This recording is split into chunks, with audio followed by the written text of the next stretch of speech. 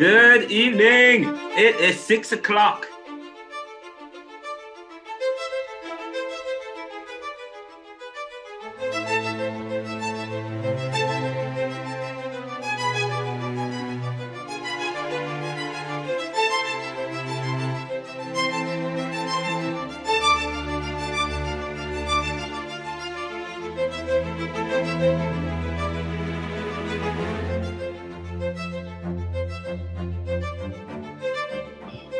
Such hypocrisy and duplicity, Pharisaicalism and politics. I am Ronaldo Mackenzie and welcome to another episode of the Neoliberal Round podcast.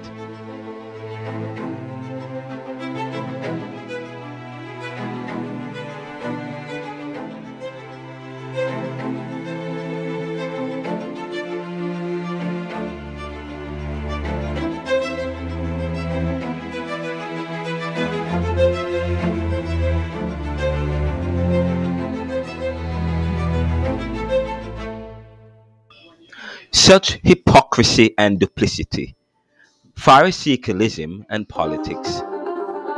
I am Ronaldo Mackenzie and welcome to another episode of the Neoliberal Round podcast. Hello, you are on time. Thank you for that. You will get a credit. I will not forget this. I have all the recordings. I know who is here and who is not. You are on time. Deloy. That's good. That's a good attribute. Jason is here, so that's good. That's great. Students are coming in. We have a big class today. Last week was major, I believe. Last week was major, but I believe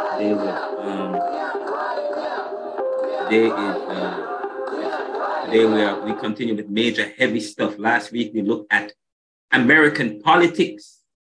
We even went as far as discussing the Constitution, which was a very good question, which I latched onto that this week. So I was very happy and proud that you guys brought my attention. But today we're going to be talking about Haiti, which it's a case study that looks at strategy and American penetration in the world. But we have to look at Haiti because Haiti is the first Caribbean that got independence. Haiti is the first Black country that was formerly colonized by Europe that got independence. And if you watched the film on the Jacobins about Oliver Twist and how Toussaint and how they fought against France and Napoleon and secured the freedom. And I don't know if you guys got a chance to review the film or to watch the YouTube video of the interview. I believe probably for some of you it's quite revealing, and so some of you might have some questions. But Mr. Brian Concannon sent an email today with some resources which I read, quite revealing, that talks about 1991 to 1994 and Brian Concannon's work with Aristide to bring about democracy. And, when you are citizens, when you are people, you don't see what's going on in the background. You don't see the decision-making taking place. And that is why there is this big thing going on in terms of citizenship journalism. And then people are trying to regulate podcasts, regulate independent news sources. Because then you realize how connected many of these news people and historians and scientists, how these people in society, how people are connected and their connections to the news. And that is why I said to you, part of this class at the end of the day is not just to develop critical thinking and to how society works, look at what has dogged the Caribbean. And, when you look at how this class is being taught, when you look at the information I'm providing to you and how I'm teaching it, and how I'm teaching it systematically and you really go deep into the materials I'm sharing with you and the people I'm bringing onto the class, you understand why. You know, I said to somebody today, somebody said to me, a friend of mine, the class hasn't started yet. I'm just rapping with you guys. Somebody said, Mr. Concannon will start at 6:30. But somebody said to me, Ronaldo, why do you write so? It's so difficult to read your writing. Oh my God, your writing is so, all these highfalutin words or college words or whatever. And to me, they're very basic. Say, for example, I say communication is to make popular. What was the monopoly? And they would say, why do you have to say that? I'm like, that is very basic. But I said to you, the way in which people, you know, I said to you, education is important. And the kind of education that some people are exposed to will affect their ability to understand. But that was, so back in the days, that was okay. It's okay if some people didn't understand, because that's how you are tricked. That's how you are duped. I expose myself to the big words and to the little words. I said to you, I write several articles, and in it, I talk about theology, psychology, economics, Sigmund Freud and Marx and Kohlberg theory. And because when you start to study society is system driven. I said society is they make society so complex in order for you to understand, in order for you to make changes. You have to unpack all of that. I say to you, the Bible was written in Latin, but only a few people could read Latin. So you will have to rely on the priest or the nobleman to tell you. Slaves weren't allowed to read and write and to be literate. And once you started to, and then the Bible wasn't allowed to be translated. Why? And they come up with, they have to keep it pure. Because you have to keep it for the few, only the few, so that the few can continue their hegemony and their domination in the world. So that is why education is, the Bible says, because of a lack of knowledge, the people perish. And that is absolute, can I tell you, the Bible is powerful. It's all there. And I did a podcast recently talking about when it says, give us Barabbas, but away with Jesus, speaks to human nature. The Bible speaks to human nature. Give us Barabbas, but away with Jesus. And I say to you, I did a podcast recently where I'm saying, look at some of these people who were involved in January 6th insurrection. Or let's just talk about Jamaica and the Caribbean and the kind of politics, violent politics these politicians were involved in, but yet still we promoted these people. We promote, this is quite interesting. It's quite powerful. So it is very important that we appreciate knowledge, and you try and, don't dumb it down, because it's not true. I say to some people, when you finish, the people who Wall Street want to work for them are people who knows how to read and write equations and codes that can confuse people. Only them know it. Okay. So knowledge is power. Knowledge is power. So expose yourself to knowledge. So when I talk about Caribbean thought, this class, Caribbean thought, it is about exposing us to information so that we can truly make decisions about the prosperity that has dogged our realities or created mixed realities. But I did quite a few reading surrounding the Haitian issue some time ago when I had Brian Concannon on the show. But in preparation for this lecture, did some more reading, and I was provided with much more insight. That insight about how Jamaica was part of that hegemony, how Jamaica was part of the bureaucracy in the 1990s, how some CARICOM countries were part of the bureaucracy that was facilitating the penetration of Haiti. and part of the narrative that created a facade of false truth around Jean-Bertrand Aristide. Quite interesting, man. Quite interesting and quite powerful. But I hope you guys have some questions for him today. I have some questions for him because I started looking at the GDP. Let me tell you, I learned something very powerful. I'm going to wait. I'm going to wait for it for later. Not right now. Not right now. I can't wait to get into this lecture today. Man, I learned some things, guys. And let me see if I can bring it up real quick. Because I think I texted you guys that because we talk about the GDP. What's GDP? Gross domestic product of a country. Do you know that the gross domestic product of Haiti is higher than that of Jamaica and Bahamas?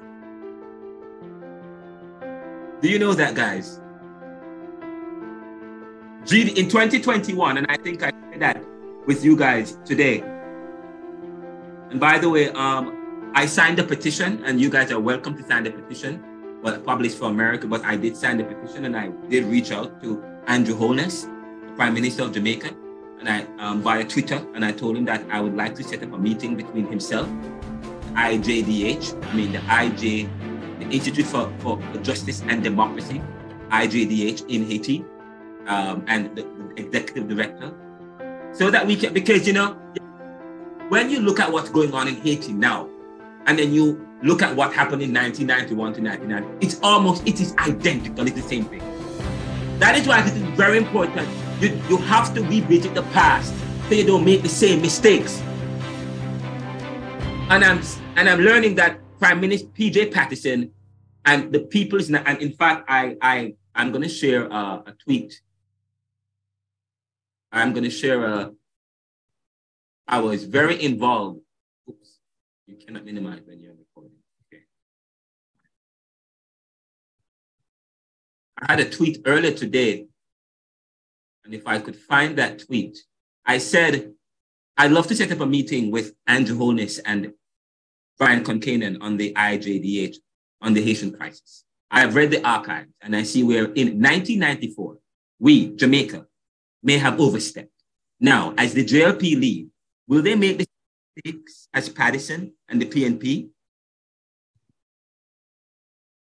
on the Haiti? And I'm not trying to be political. It has nothing to do with I'm not trying to politicize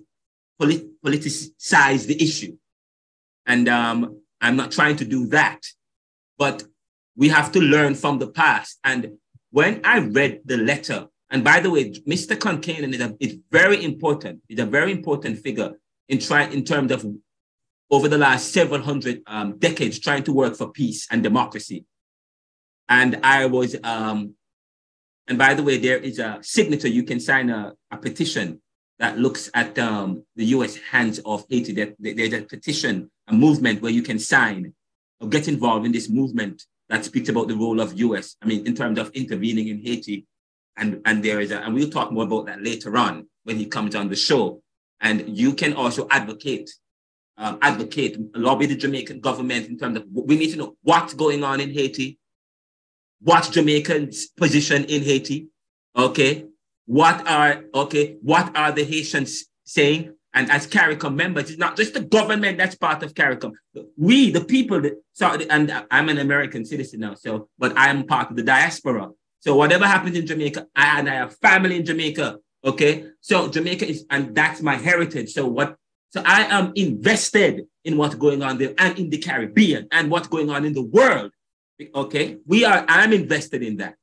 And so that's very important. If you are familiar with former president of Haiti, Jean-Bertrand Aristide, then you will understand how important Brian Concannon is when talking about Haiti.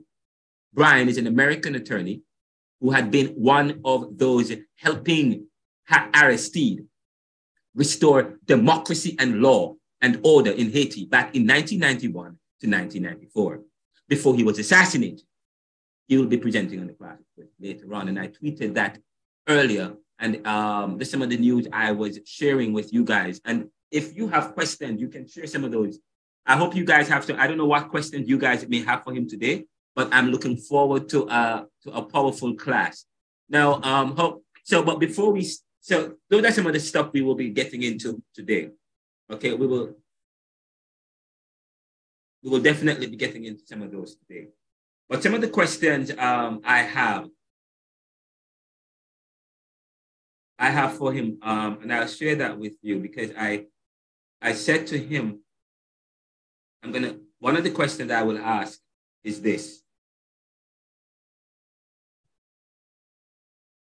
Haiti is one of the poorest countries in the world. It's one of the first colonies to get independence.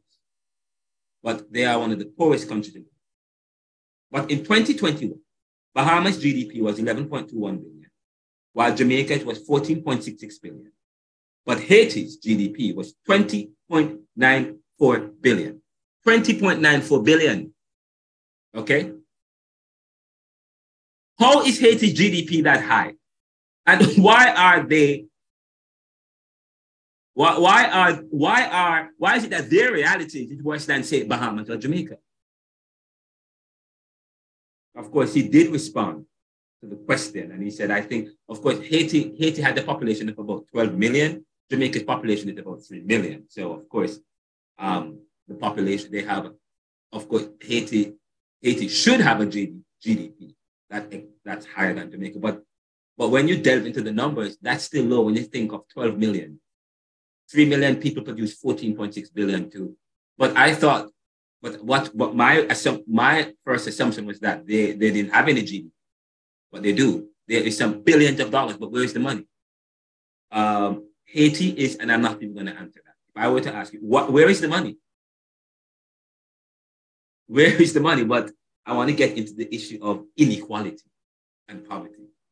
Because you have wealthy people in Haiti. You have the privileged class in Haiti. Yes?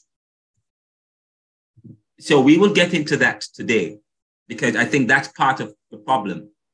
Okay, how are you guys doing, guys? How's everybody? How is the week so far? Good evening, everyone. I've never been in diplomatic involved. I've never believed in. Good evening, sir. It has been good so Always. far. Yes. Go ahead. Yes, sir. My week has been good so far. That's good. That's good. That's Chantel. Mary, what's going on with you guys? How are you? How was your week, sir? Oh my God, I've had a rough month this month. But God is, let me tell you, I tweeted something. I don't know if you guys follow me, but if you guys follow me, I share my life on social media in a sense. And today, and I'm a man of the spirit. I'm a man of tremendous faith. And when I tell you I'm a man of faith, I'm not joking. I'm a man of faith. And in fact, I tweeted something today as we get ready to get to the class. And I tweeted this. We're going to pray before we start. I said, God is great. Here I am going through it today. But God steps in and saves the day. I can't wait to share this testimony of how God is intervening in my life. And where he is taking me, I was on my last. But what a powerful experience I had today. I am writing a book, Secrets to Unlocking Divine Intervention. And of course, those of us who know, I am actually writing a book. I'm writing several books. This second book is about to be published. And it's going to be co-authored by some famous guy.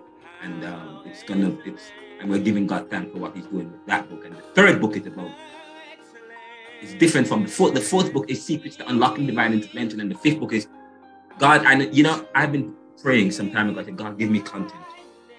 Give me wisdom. Give me the words. Give me content, God. And last year, our podcast ended in the top 5. We beat out a lot of major news commentary channels on the podcast. In news commentary, we were top 5 in the world in terms of content. God is giving us content. You know what I mean? So, sometimes I'm so emotional right now when I just think about how God is great. I went to church on Sunday and I said, I can't go for church to miss me on Sunday. And it's like, I said, God wanted me to be at church on Sunday, a particular church. And I almost missed it. And I went and I got there. And the pastor preached. What a powerful sermon. It was the most powerful sermon that I've heard it long time. God was speaking directly to me. And he said, keep pressing, keep pushing. And let me tell you, I go through a lot. People don't know what I'm going through. I smile a lot. You know, people see me, they think everything is fine. I'm good because everything is fine because when you serve a God that and by the way, I tweeted something. I said, don't be afraid to promote the goodness of God, even when others doubt your experience.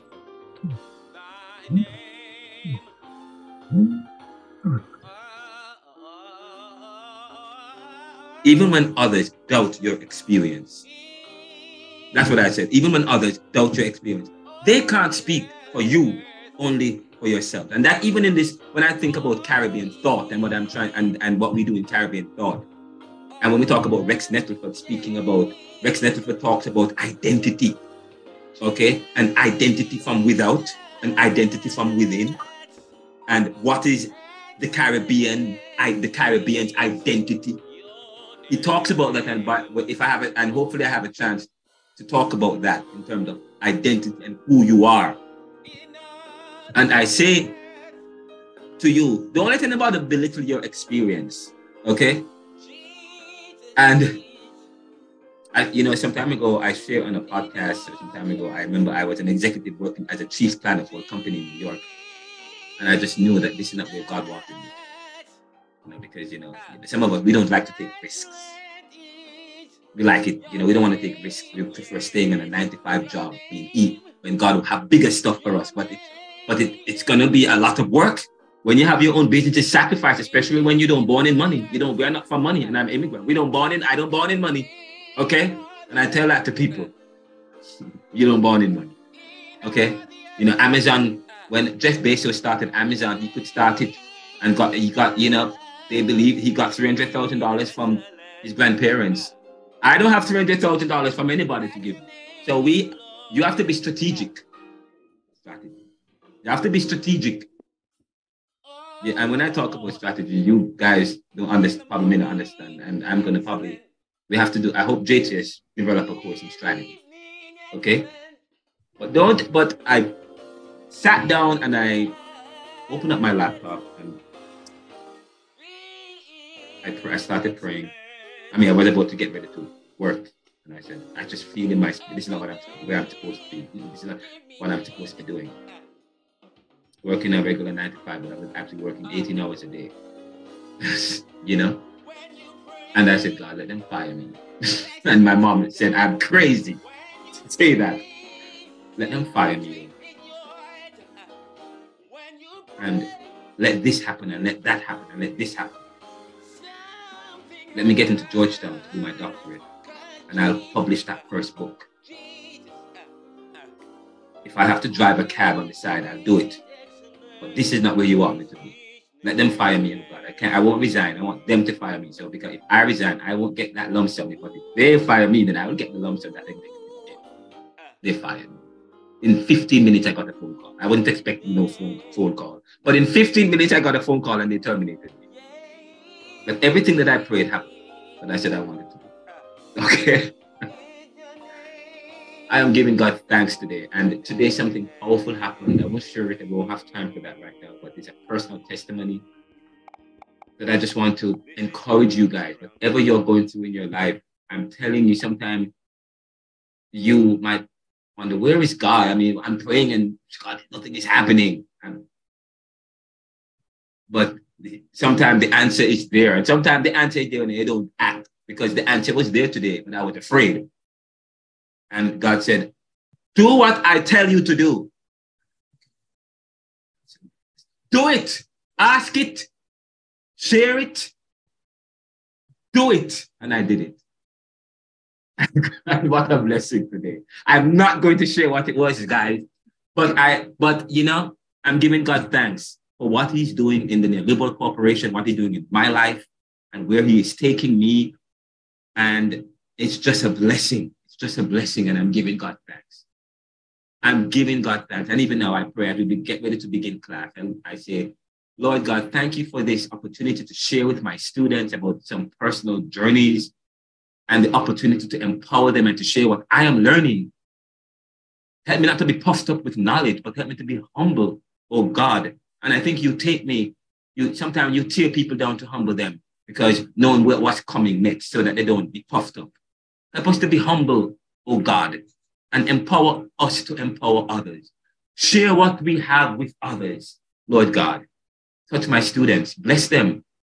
Give them a mind that is beyond none, Lord God. Empower them with that critical thinking and with strategy. Grant them favor, Lord God. Help them to do well and bless them in their journeys in life.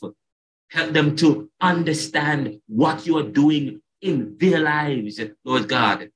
Empower them in a profound way and help them to speak into other people's lives, not to keep the blessing for themselves. And as we get ready to engage and to wrap with Mr.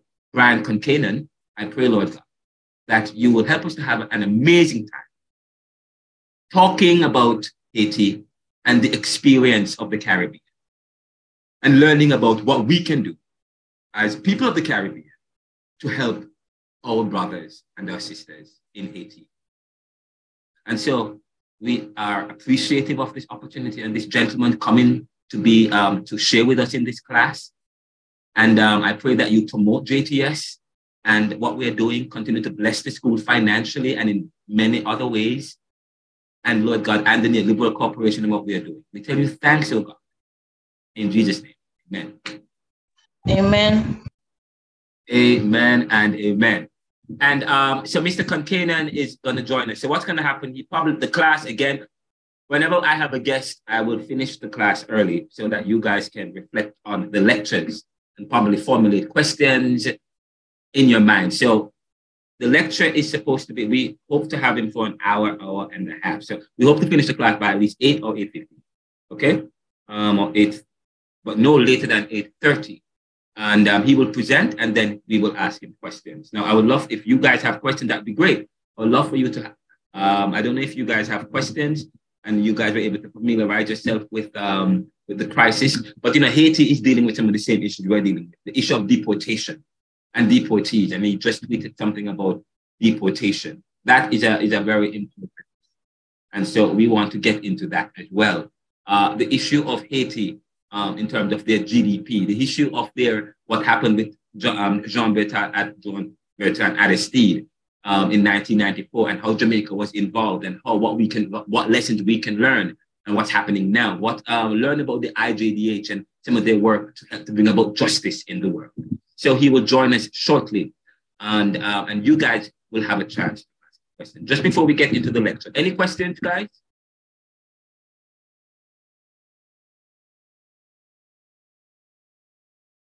By the way, can you see me? Because last week you couldn't see. Yes, sir. Is it okay this week? Yes, sir. It's kind of bright, but we're seeing you. All right, hold on. Let me fix that quickly.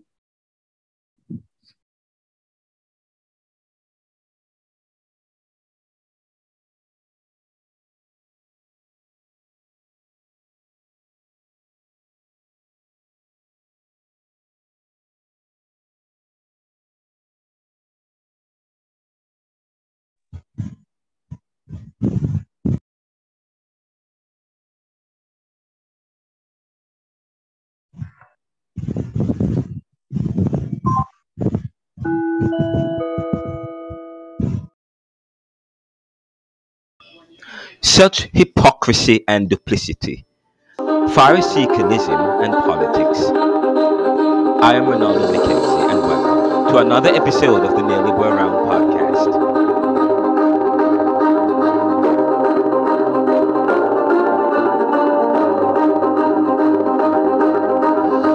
Are you talking, sir? I'm not hearing you.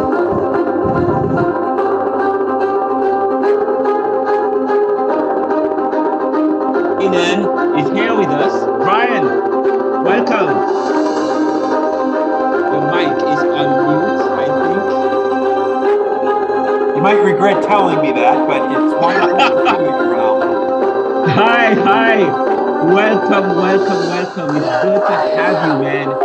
And you've been busy today. I've been busy. I've been reading a lot of articles and journals what's going on with Haiti and the work with and now I got it now. IJDH. Exactly. Great. Institute for Justice and Democracy in Haiti. And guys, oh, by the way, if you can let us see your screen, guys. And let me just do my official introduction. And so you guys have it. Yes, go ahead. It is the same thing as last week, where you're the only person that is seeing the person. Nobody can see others. So okay, I'm not the same as it was last week. All right. What about now? Yes, sir. Hold on, sir. Give it 1 second because it was on focus mode, so I just fixed it. Okay, sir. You okay now? Okay, great. All right, but let me do the official introduction because Mr. Concannon is here with us, and we are so delighted that Brian could join us. And so let me just do the official welcome here. Now, today we have with us Brian Concannon. Brian Concannon is the executive director of the Institute for Justice and Democracy in Haiti, and it's an organization that is involved in promoting democracy and justice, and I'm going to say not just in Haiti, but across the world, especially those who are vulnerable. And so we're happy to have him with us. And some time ago, Mr. Concannon joined us for the Neoliberal Round podcast, and we were happy to have him. And by the way, he sent an email, and I was actually reading a dossier that he sent earlier, and I realized that Mr. Concannon was working in 1994 with former president of Haiti, Jean-Bertrand Aristide, in 1994, working to bring about justice in Haiti. And so I'm going to allow Mr. Concannon to introduce himself some more and to talk about the work that he does in Haiti. We have several questions for him about what's going on in Haiti today. But I said to the class earlier that while reading some articles, some archives and letters, we realized that Jamaica was very involved, was part of the bureaucracy in the 1990s, as it relates to what went on with Jean-Bertrand Aristide. And we don't want to make the same mistake. In 1994, it was the People's National Party that was in power. Today, the Jamaica Labour Party and Andrew Holness is in power. And it seems as if they are making the same mistake. When you read the letter that you sent me earlier, it is almost just the same thing that's happening. Where people outside are making decisions for Haiti. But first, before we get into that, we want to welcome you, sir. Brian, welcome to the Caribbean Thought class and to the Jamaica Theological Seminary, one of the oldest seminaries in the Caribbean. Welcome. Well, thank you, Ronaldo. And it's a true honor to be joining the Caribbean Thought class. And I'm really looking forward to a discussion. So, I'll talk a little bit as I was asked, but what I'm really looking forward to is hearing what everybody in the class has to say and engaging in a conversation. Yes. So I'm a little bit quick about my own trajectory. So I'm right now I'm working for the Institute for Justice and Democracy in Haiti. IJDH is the acronym we use. I spent the last 27 years working on Haiti. I first got to Haiti in 1995.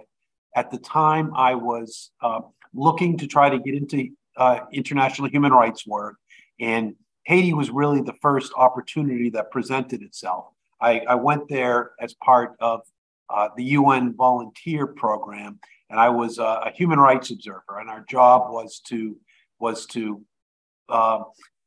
go around and kind of take the pulse of what was going on. I monitored prisons, I monitored police stations, I monitored the court system, and we also had a great chance to talk to people in civil society, grassroots leaders, religious leaders, politicians, to find out what was happening. And we were there. This was just after democracy had been restored. So Haiti had a military dictatorship from 1991 to 1994. Democracy was restored, President Aristide, in 1994. And then it was, and then I got there a year later, and we were there to try to support this democratic transition. And one of the things that as we were talking to Haitians and asking them what was going on, they kept articulating that we don't need more reporting, which is what I was doing, was writing up reports. And they kept looking at me like, what good is this report? And I wasn't able to give them a good answer. And what they said they needed was to prosecute the criminals. And they said, look, the democracy's back. We've got we have our president, but what we really need is justice. And the UN, actually prosecuting the cases was too political for the UN. So we couldn't do that, even though most of my colleagues felt that's what we needed to do. So I left that and I joined this group of lawyers called the Bureau des Avocats Internationaux, in English, the International Lawyers Office. And what we were trying to do was to prosecute cases. That was kind of our short-term goal, to prosecute cases of political violence. But the long-term goal was to make the justice system accessible to the majority of Haitians who are poor. And we felt that, by getting the system to work, it could serve the poor. And traditionally, the justice system had been set up to whoever had the guns and the money. It was a very corrupt, elitist system. But we felt we can move these cases through where the victims were poor people, the perpetrators were powerful, and we can show that it can work against powerful people. And that will create a constituency, and you'll have the justice system that will move towards the justice system that Haitians deserve. We had some success. So I was in Haiti for 9 years. We got one exemplary case through. It's called the Rabateau Massacre case. Had some other smaller, promising cases. But in the big picture, it was actually 9 years of really impressive democratic development in Haiti. Haiti had its first changeover of power from one elected president to another. It had relatively regularly parliamentary elections. The justice system started working. Schools were built. Hospitals were built. The economy got better. All across the board, Haiti showed that democracy worked. But unfortunately, starting around 2000, the powerful countries of the world, led by my own country, the United States, decided they didn't like the economic choices that Haitians were making. They felt that the government was playing too big a role in society. And this wasn't a question of the government nationalizing anything. It was not privatizing as quickly as the powers that be wanted it to. And it was insisting on spending too much money on education in a country where half of the kids, of school-age kids, didn't go to school. It was spending too much money on public health in a country that had by far the worst public health outcomes in the hemisphere. And as the United States and other countries lost patience with Haiti's government, we first put a development assistance embargo on Haiti. So the U.S. stopped giving any money to the Haitian government. We also kept other people from doing it, including the EU, including the Inter-American Development Bank, including the World Bank. And those sanctions worked. I mean, very much weakened the Haitian government. And then at the same time, in addition to the sanctions, there were former soldiers training across the border from Haiti and the Dominican Republic. And in 2004, they invaded and started taking over quite a bit of Haiti. Eventually, on February 29th of 2004, well, in 6 weeks of kind of invading Haiti, the rebels had taken over most of the territory, but had not taken over Port-au-Prince, the largest city. And by most estimates, they didn't have a current path to be able to do that militarily. Then especially because the Haitian police had kind of had withdrawn back to Port-au-Prince to make the stand there. But what the U.S. did was force President Aristide onto a plane and then to exile. And President Aristide was sent first to the Central African Republic on a plane that had come from Guantanamo Bay using a false flight plan. It landed in Haiti. President Aristide was forced on board, and then it went to the Central African Republic. After I was actually called because the U.S. said, oh, that's where he wanted to go. And we knew that wasn't true. I actually went to the Central African Republic, and I was the first person from outside the country to see him in exile, because I went there in part to break the story that he was not there. He was not there at his own will. After a week there, we finally got him sprung from the Central African Republic, and he came back. He came back to the Caribbean. He wasn't allowed back to Haiti. The U.S. would never allow that, but he was sent back. He was allowed to Jamaica, where he spent, I think it was about 6 weeks in Jamaica, and then he went to South Africa, where he remained until 2011 when he came back to Haiti. And one of the things that was kind of interesting, because I was involved in this time, and Ronaldo was talking about this. I think you were, and it's hard to keep track of all the coups d'états in Haiti, but I think when you're talking about 1994, I think you meant 2000, because there was a coup from 91 to 94 against Aristide, and there's this other one from 2004 to 2006. And CARICOM played a really important role in there, and especially Jamaica. First, they gave President Aristide. Okay. I said 1994. I was in high school. Okay. So yes, it was 2004. The Aristide, and he was assassinated. He was kidnapped. He was not assassinated. He's still alive, fortunately. Okay. So I need to correct my reports. Okay, continue. And everybody was terrified he was going to be assassinated. And he survived many assassination attempts, but fortunately always survived. So he went to Jamaica, and when he got to Jamaica, the pressure put on Jamaica and other CARICOM countries was immense. I mean, I talked to people who talked about being called out of bed at 1 a.m. by the U.S. Secretary of State, yelling at them, telling them they had to get Aristide out of the region, that was just not acceptable. That it wasn't acceptable that Jamaica made a sovereign decision to allow an elected president of a neighboring country to stay in their country for safety.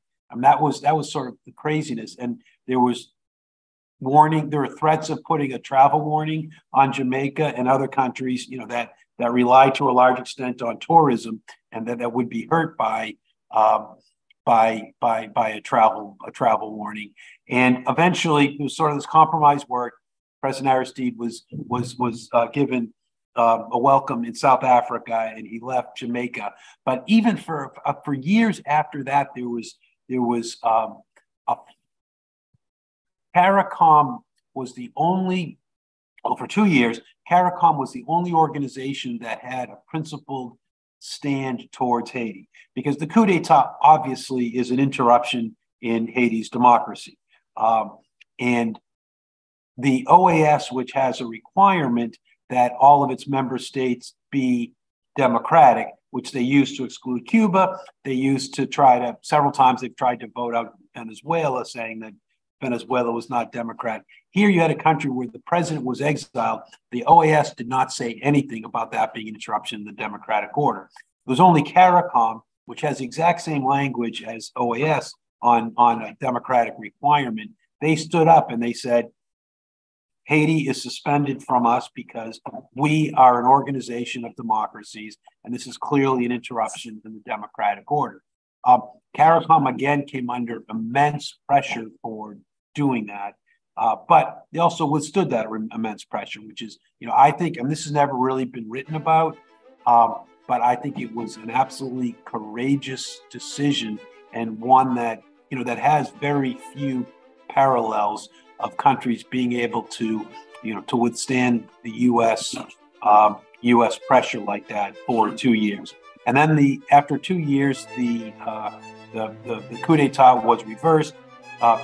President Aristide wasn't allowed back, but there was elections were held for his successor, and you had a democratically elected successor. One thing I just kind of my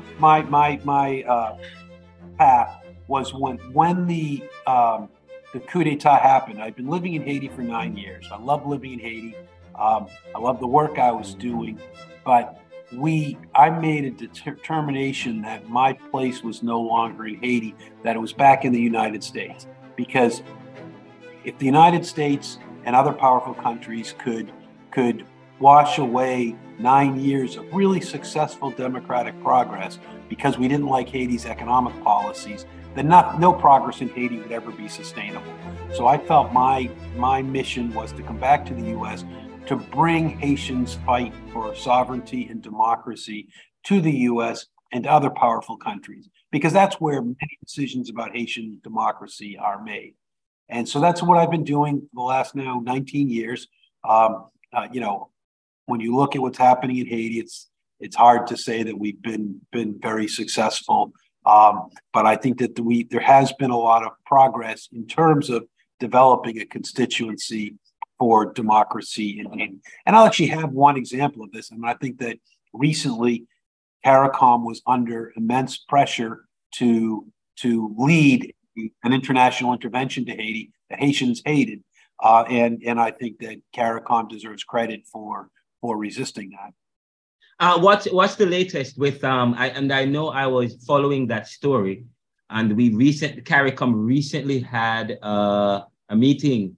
I don't remember where they had the meeting, but they recently had a meeting, and I think CARICOM was on the intervention force in Haiti was on the table. And I think they decided that they weren't going to send an intervention force, but I think several countries are still mulling over that. That's correct. CARICOM said that you needed, they would not send, that any military intervention needed a broad consensus in Haitian society, which clearly doesn't have. And I think that was a very courageous position. I mean, the U.S. was really pushing CARICOM. Justin Trudeau came to the meeting in Kingston exactly to apply pressure for that to happen. And the CARICOM countries, managed to resist that. Which I think is, a credit to them sticking to their principles. Okay, great. Thank you so much. And now I'm going to begin, but I know you guys will get a chance to ask Brian, Mr. Concannon, any question. But before I do that, I have a question for you, which I did indicate that I was going to ask you earlier. And I think the question is, just for this class, I studied economics as well. So I was looking at some data, and I saw that in 2021, Haiti is the first Black colony to get independence. And we in this class, we have been questioning whether or not Haiti is truly independent, because they turned around and pay France, was it $24 or $94 billion to recognize their independence?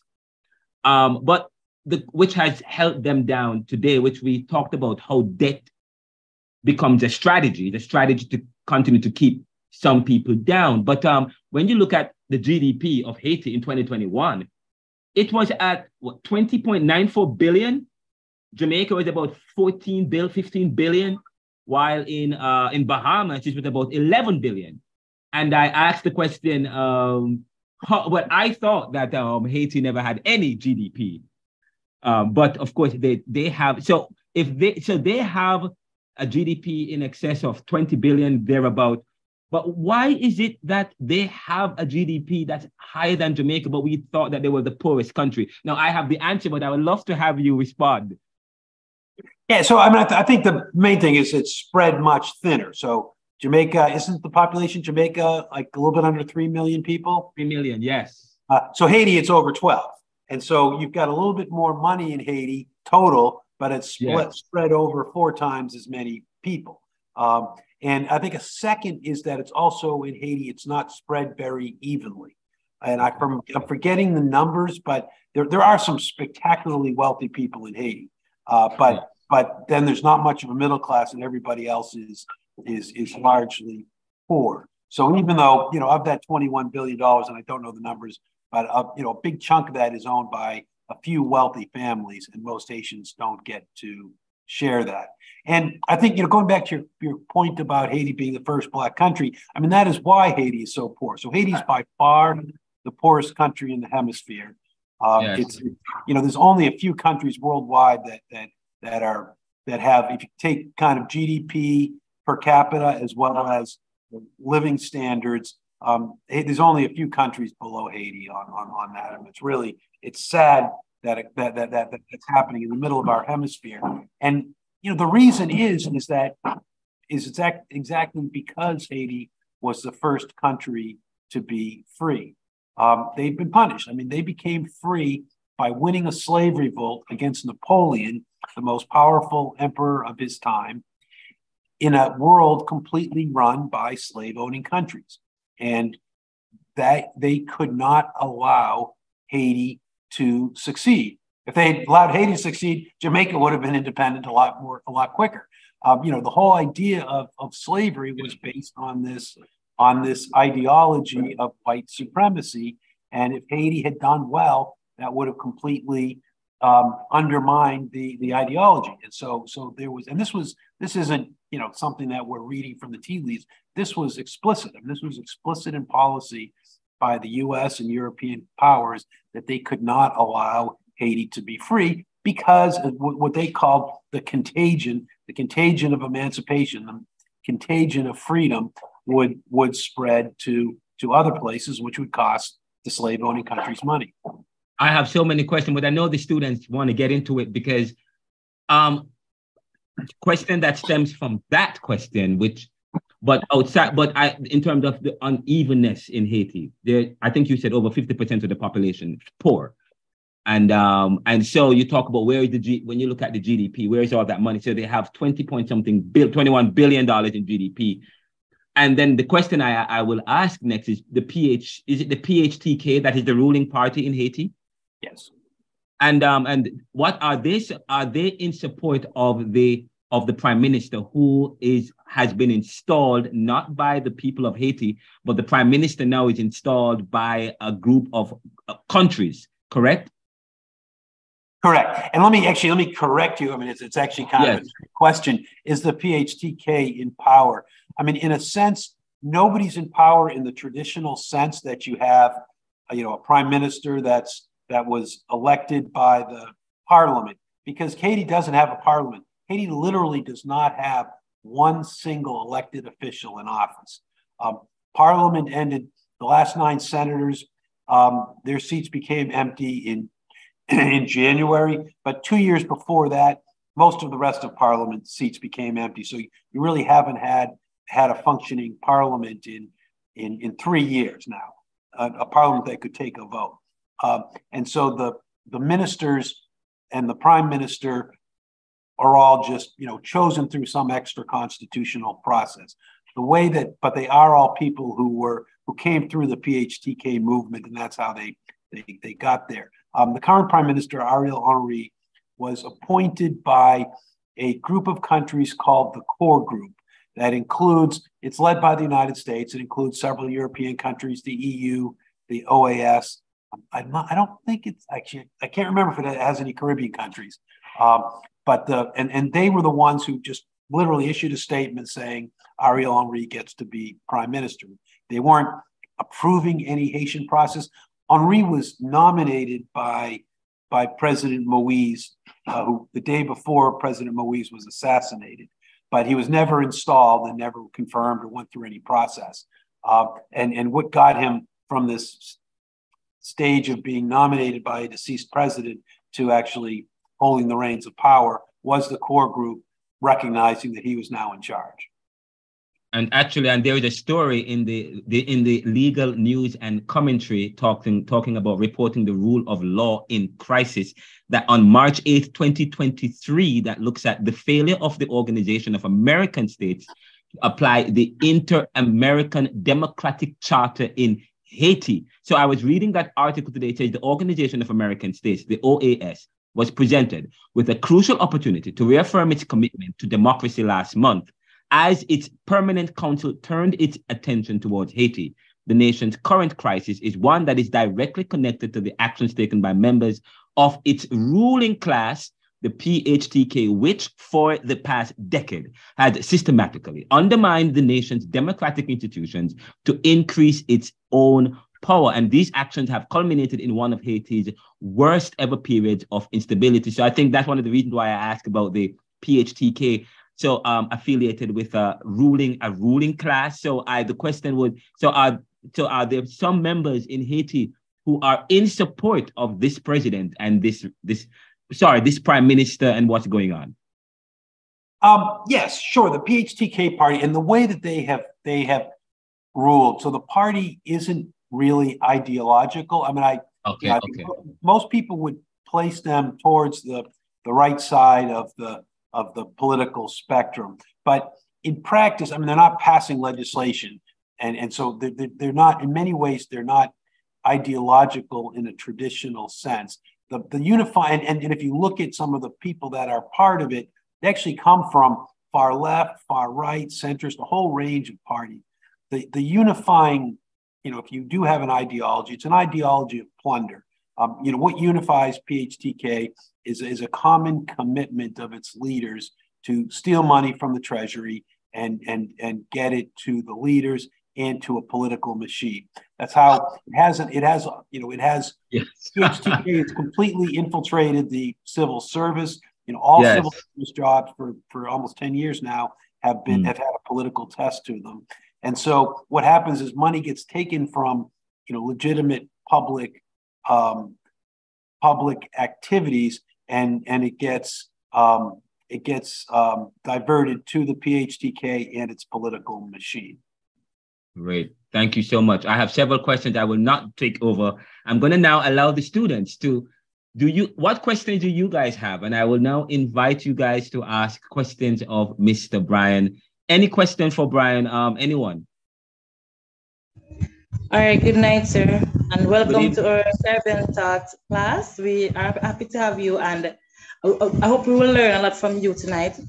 All right, so we know that Haiti got its independence in 1804 from the French, right?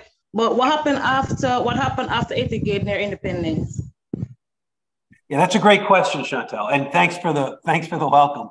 So when Haiti got its independence, it was an independent country run by self-emancipated slaves in a world run by slave owners. And so what happened was the powers that be prevented it from being successful. Not a single country would recognize Haiti, not a single country. And it's obviously a great shame for my own country, the United States, which 25 years earlier had declared its independence and talked about all men are created equal, and saw itself as this beacon of democracy, especially in the Western Hemisphere.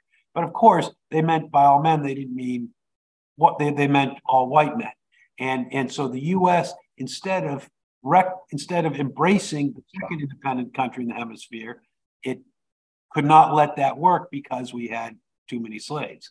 And so the U.S. would not recognize Haiti. What France did, and so this independence that Ronaldo was mentioning, the way that came about was France said Haiti declared its independence and beat Napoleon the old-fashioned way in battle. But France said, well, we don't recognize your independence. We still own you, individuals as well as the country, and we're going to come back and reinstitute slavery. And they said that after negotiating, they said, well, if you pay us off, we won't. And if you pay our plantation owners for what they lost, which includes their land, which was expropriated, but also include their losses of their slaves. So France was telling Haitian people, after you won your freedom through battle, through blood, through great sacrifice, we're going to make you pay for it financially as well. Haiti first resisted, and it resisted for close to 20 years. But in the end, Haiti felt it had no choice. Haiti was, no one would recognize the country. No one would give it loans. No one would give it any kind of help. And the French sent a squadron of warships off of Port-au-Prince Harbor, the capital, and were threatened to blow the capital up unless, and to come in and reinstitute slavery unless Haiti agreed to pay them off. So Haiti's government felt it had no choice but to sign on the dotted line, and it was this horrible contract that Haiti didn't finish paying off that debt until the 1940s. And what happened between 1823, when they started paying it off, and the 1940s, was that Haiti put all of its available money towards paying off the debt, rather than investing in education, in infrastructure, in industrialization, in anything else. They had to put all their money into paying off that debt. So Haiti really missed more than a century of economic and social development as a result of that debt, and which is exactly what the debt was supposed to do. I mean, the whole point was to not give Haiti a chance to become a prosperous example of what African people could do.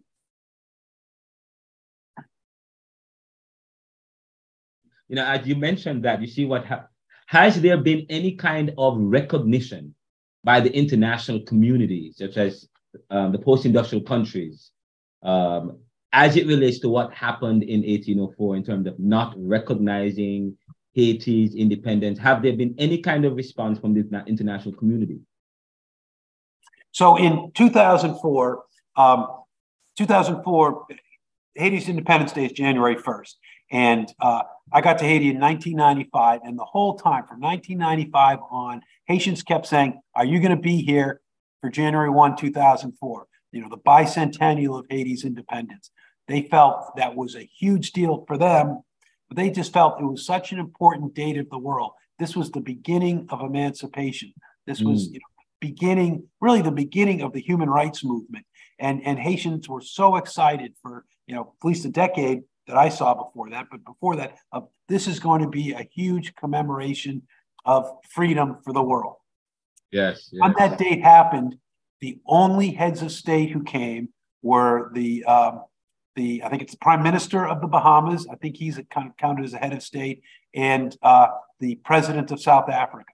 No other heads of state came because the United States and France told them they couldn't, and gave whatever carrots and sticks they needed to make sure that the world boycotted the celebration of freedom. Again, they don't want this example of independence to happen.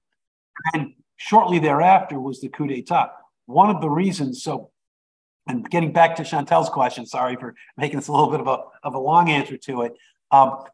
The President Aristide in 2003 made a claim for the restitution of the debt that Haiti had to pay France. And the way he calculated it, it was $21 billion, as Ronaldo had mentioned. There's other different ways of calculating it that go up into 100 billion and more, which I think, there's lots of people who are working on that to try to quantify that more exactly now. And I think in the next year or so, we're going to have some good numbers, but it's a lot of money, because it was a lot of money. And when Haiti asked for, the small end, the 21 billion, France helped the U.S. overthrow the government. And just about a year ago, the New York Times did a report on this, and they actually got the French ambassador to admit that, yes, we overthrew Aristide to stop him from claiming justice for the independence debt. Wow, this is breaking news. This is information that many people are not aware of. And in terms of, and you did some work in 1994 with Aristide, and the information that many of us that was coming out of Haiti was that, yes, Aristide was kidnapped, but that also there was dysfunction in Haiti, and that they are responsible for the dysfunction, and Aristide had something to do with the dysfunction, and many of them characterize him as a mouthpiece of the West. But then here you are saying that you are working with Mr. Jean-Bertrand Aristide on a case that allows the Haitian to recoup money from France. But wouldn't that have, and you're saying that would have had implications in the world, and you are saying that and that led to him being kidnapped. Yeah, and before I answer that, I want to respond to Sean had put something in the chat about yes, the independence debt wasn't a negotiation; it was a stick up. I was trying to be a little bit cute on the words. I totally agree that Sean is more accurate than I am. I will that's for the record. Go ahead, sorry. But yeah, so Aristide, the powerful countries, and it's important to note that these are all countries that got their power as a result of the slave trade. And, so when you talk about, people talk about the international community with respect to Haiti, the ones who have the power are the US, France, and Britain, all countries, and, to a lesser extent, Spain, all countries that made their money through slavery. If you look at who the UN, who really runs the UN is the Security Council. And there's a Security Council, there's members who are there who have 2-year terms, but the real power of the Security Council is the 5 permanent members who all have a veto. And those are Russia, China, and 3 countries that made their money through the slave trade. So 60% of the permanent members of the Security Council, they got their seats through slavery. And, and that's something that people don't talk enough about. And, unfortunately, it's still true because they're still, and Haiti's a classic example, they are still practicing the exact same policies of exploiting countries that are predominantly Black and not allowing predominantly Black countries to be fully sovereign. Getting back to your point, Ronaldo, about is Haiti independent? That's a good question. And, it's certainly not completely independent. But it's the same thing of Jamaica. It's the same thing for any country in the hemisphere. I mean, unfortunately, we have, and I'll look in the mirror, my country systematically limits the autonomy and sovereignty of every country in the Americas. Wow. Sean, you are busy talking in the group. Sean, are you there, Sean? Sean,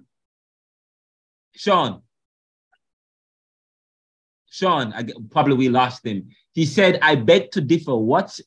That wasn't negotiation. That was a stick up. And you mentioned that already. Superpowers with big guns versus stick and stones. Quite. And it says, as it stands now, that's the most accurate calculation. Okay, great. He says he's here. That's fine. But thank you. Any more question? Because there's much more questions surrounding this issue regarding this case. You just said that as it relates to what you are doing with Mr. And how is Mr. Aristide doing now? I didn't realize you were still alive. How is Mr. Jean-Bertrand Aristide? Where is he now? So he came back. So he was kept in exile from 2004 to 2011. So 7 years. He's been back since 2011, but he lives a really limited existence. I mean, he almost never leaves his compound. He's got, kind of a house and an office and a little bit of property where he can walk around, but he almost never leaves. I mean, literally, there was a time I visited. He runs a law school, and I've been helping him build that. And there was one time a few years ago where I visited him, and he had not left the compound at all in a year. But he's still kidnapped right now. It seemed like I'm sorry, but I'm being facetious. He has very limited autonomy. I mean, he wants to be back in Haiti because that's where, that's his home, and that's where he's still able to do his work. And he's focusing on building this university, which is actually, it's been a miracle. I mean, he built it from nothing, literally, 2011. So in 12 years, it was built from nothing to now there's a medical school, there's a law school, there's a nursing school, I think there's an economics school, they're building a hospital, a teaching hospital. So he's doing, amazing work, but he's keeping a very low profile out of self-preservation. Great. Okay, I'll follow up with that. If no one has that question regarding the case in terms of what's going on with the case now, because that's breaking news as well. But first, Richard is one of our professors, members of the faculty here at the Jamaica Theological Seminary, one of the head of the department. Richard, you have a question for Mr. Brian. Welcome, sir. Hi, Ronaldo. Yes, Reverend Richard. Sorry about that. Welcome to the class, sir. Hi, my brother. How you? Can you hear me? You loud and clear. Great. Hi, Brian. Hi, Richard. Nice to meet you. Same here, man. Listen, my question was triggered based on what you just said in light of the geopolitical realities of our region. and the role that the United States play in terms of its influence upon the region. So in light of that reality, how do you think CARICOM can treat with the realities now in Haiti in light of that understanding of its relationship with the superpowers? You know, and CARICOM historically has dealt with Haiti from a place of rhetoric, and you know, we do what we can in helping out our neighbor, but it is still under the guise of the geopolitical realities of the CARICOM's relationship with the United States. So, you know, in light of what's going on there now, how can CARICOM respond in light of its own reality and relationship with the US? Very good question. Yeah, that's an excellent question, Richard. Yes, and yes. You know, I'm probably not very well poised to answer it, just because, you know, I don't have a good understanding of where the lines are drawn that CARICOM can or cannot cross. You know, but what I would say is that you know, I think it's I would not question that every CARICOM government wants to help Haiti. And I think, you know, where the differences are, you know, as you set up, how much are they willing to, what kind of a cost are they willing to pay in terms of angering my country in order to do that? I would, you know, I think it was interesting. So that the communique at the end of the CARICOM meeting, it clearly reflected those political realities. It didn't say, you know, no way, we're not going to send troops, and no way do we not agree with it. So right now there's this kind of trumped up unconstitutional accord that the U.S. is saying is the way forward in Haiti. And what CARICOM didn't say, you know, it's a trumped up, completely unconstitutional accord. They said, we think the accord needs to have broader support in Haitian society, you know, knowing it's not going to, but not being able to say, you know, the truth. And the same thing about military intervention. I mean, I think it said, there needs to be a broader consensus before we can consider that. And again, knowing there's not going to be a broader consensus in Haiti. So, you know, it's obviously using diplomatic language.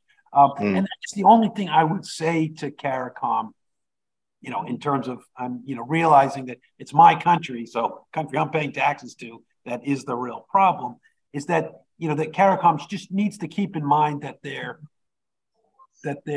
sticking to their principles is probably the best thing they can do for Haiti. You know, that in terms of things like, you know, development assistance, you know, material goods, I mean, of course that's welcome, but, you know, of course, CARICOM countries, you know, have limited resources, and that kind of material help is going to help individuals, but it's not going to have a systemic effect. And that what does have the systemic effect is CARICOM sticking to its principles. And that was clearly, you know, the coup d'etat in Haiti lasted about 2 years, and which is pretty short. And it would have been, I'm fairly confident it would have been longer without CARICOM. That CARICOM really played a vital role in getting democracy back on track. And it's crazy, you know, CARICOM doesn't get credit for it. The U.S. isn't going to give CARICOM credit. CARICOM doesn't want to take credit because then they'll get invaded. You know, so it's tricky where CARICOM gets no credit for doing these courageous things. But it's sort of, you know, Haiti needs it to. Does that make sense as an answer? Yeah, it sure does, Brian. Thanks, man. Thanks, man. And you know, thank you so much for that. And Chantel, I see your hand. Yes, go ahead. Okay, sir. All right. So normally we're not when it comes to natural disaster, it is normally hit with the worst cases, right? What resources do Haiti have, and what opportunity are there to reinvent Haiti? Yeah, that's a really good question. And you know, after the earthquake in 2010, everybody kept talking about build Haiti back better. And but what happened was they didn't change the systems of this kind of gross inequality of not, and everybody came in. When the earthquake happened, I went to this big meeting in New York at the UN, and it was, everybody said, yes, we've treated Haiti wrong. We haven't been empowering the people. We've only been dealing with elites. We haven't let Haitians make their own decisions. And we've been, we haven't done grassroots, we haven't facilitated kind of grassroots bottom-up development that, that would be sustainable. They recognized all of the mistakes, then they went out and went down the exact same pathways that they'd always done. So there was this rhetorical recognition of past mistakes, but then they just went right back in and made the past mistakes again. I think, to me, the only way that that's ever going to change is that you get a government in Haiti that's democratic and that can insist that the international community do better, which is exactly what the Aristide administration did, which is exactly why it was kicked out. And which brings me to the bigger picture, and that's kind of one of the purposes of IJDH is that we're working for democracy to come back to Haiti. But but once that happens, that's not the end of the battle. Then we have to make sure that democracy is respected, and that's again, I think, something that the whole world needs to do. That I think to help Haiti out. The other thing that and I think this is actually a question you raised. It is related to a question you raised earlier, Chantal. Yes, sir. Getting back to sort of the restitution of Haiti's debt. One of the things that we are starting to have conversations with is talking about how Haiti's restitution claim, which is a pretty strong legal claim, fits into the broader fight for reparations for all the harm that was done by slavery and the slave trade. And we think that there's a lot of really important connections. I think that Haiti Haiti's claim has some legal advantages that, as a result of it, you sort of have this debt, and that gives some advantages if you're going to have a legal process. And we think that if Haiti's restitution claim advances, that will open the door to a much broader claim for everybody who was, or the descendants of everybody who was hurt by the slave trade. And so we've been talking with people, and we're at the kind of preliminary stages about ways of, hey, how do we get Haiti more into the broader reparations movement, so Haiti can help the broader reparations movement by opening the door, and the broader reparations movement can help Haiti by helping get its democracy back. Because Haiti's not going to be able to make a restitution claim unless it has a democratic government that is independent from the US and France. I know several people have questions. I see Alicia, I see Jaloy, and I was looking at, I really want to talk to you some more about this case that started in 1994, because when Aristide was kidnapped, we thought that was the end of the case, but obviously they're still pursuing the case. You are still, IJDH is still working around this issue. And you said that probably a year from now, there will be some kind of determination. But I want to know, in terms of what is the timeline, what successes you think you're going to, how successful you guys think how successful will you be, do you think you will be as it relates to the legal claim? What are some of the uphill battles or the challenges you will face? Are you nervous that what happened in 1994 can resurface again? And those are some, I really want to ask that question. And the last question, and then I'll have you guys answer. Have another student ask the question is, the IJDH is I have a question as well. Huh? Yeah, go ahead. But wait, this is important. The IJDH in Haiti is a US-based human rights non-profit organization established in 2004. It is a partnership of human rights advocates in Haiti and the US dedicated to tackling the root causes of injustice that impacts human rights in Haiti. So this is the question. That is the root cause. So my question is, what do you see? What does the IJDH see as the root causes of injustice that has impacted basic human rights in Haiti? And you said that you've been having some problem. I think you alluded to that already, but just to be more targeted in this response, what has affected the IJDH's ability to become more successful in terms of guaranteeing those basic rights and so on? So that's the question.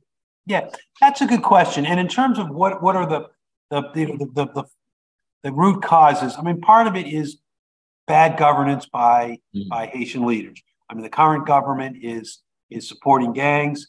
It's stealing billions of dollars from the government. It is arresting and torturing protesters. It's doing killing journalists. It's doing a lot of things that are creating a human rights issue. But there's on the bigger picture. So there's certainly, and that has happened in many times throughout Haiti's history, and we need to address. And our colleagues at the Bureau des Avocats Internationaux in Haiti, they are addressing the Haiti side of things. Okay. But from IJDH's perspective, you can't talk about just what's happening, decisions made in Haiti, because there are decisions made outside of Haiti that have a huge impact on human rights in Haiti. And that includes the whole independence debt, which for over a century prevented Haiti's government from being successful.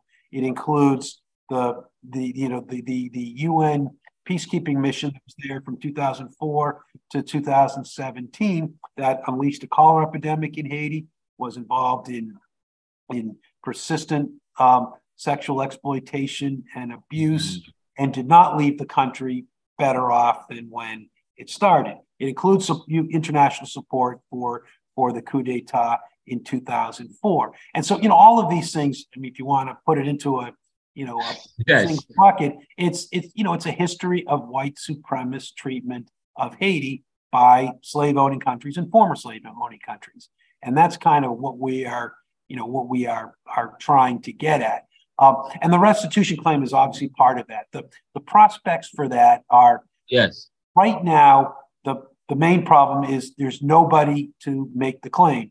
You need a sovereign Haitian government to make that claim. So when President Aristide was overthrown, within a week, and it was really quick, one of the first pronouncements that the illegal prime minister made was, "Oh yeah, we're not going to do that restitution thing. We don't believe in that." That was his job. And ever since then, and we're now getting close to 20 years, you've never had a Haitian president who, most of them were appointed by the international community. One of them, President Préval, was elected, but he was kept weak enough, and there was enough of this example of what had happened to Aristide that he wasn't going to make that. So what you really need is an independent, sovereign democracy in Haiti that's going to make that claim.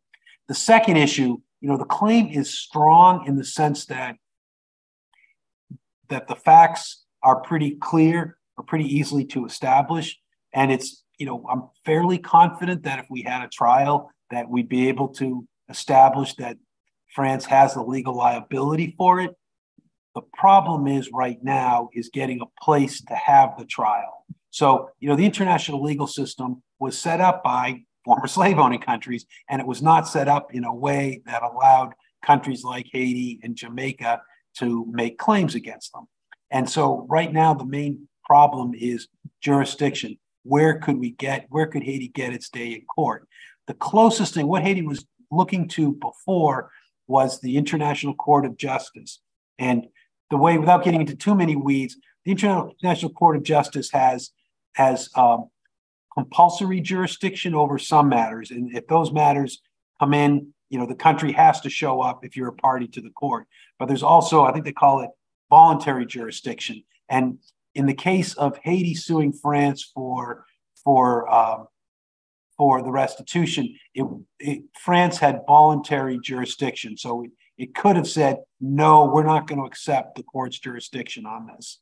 So, as a technical matter, it could have weaseled out, but it decided that weaseling out was too dangerous to its reputation, so that it would be easier just to overthrow Haiti's government. And so, you know, in the end, I'm fairly confident if we could get into court, then the claim could prevail. But the issue is, it's hard to get into court, and even more important, the international community has prevented a government in Haiti that would make that claim. So, you know, our kind of steps are get democracy back in Haiti, make the claim, and embarrass France into not weaseling out of jurisdiction. Right. Thank you so much. Question. I mean, Ms. Campbell, I have a question. Yes, please. Yes, Ms. Campbell, go ahead. And then right. Alicia, and then Jaloy. I mean, Haiti is on my heart, you see, sir.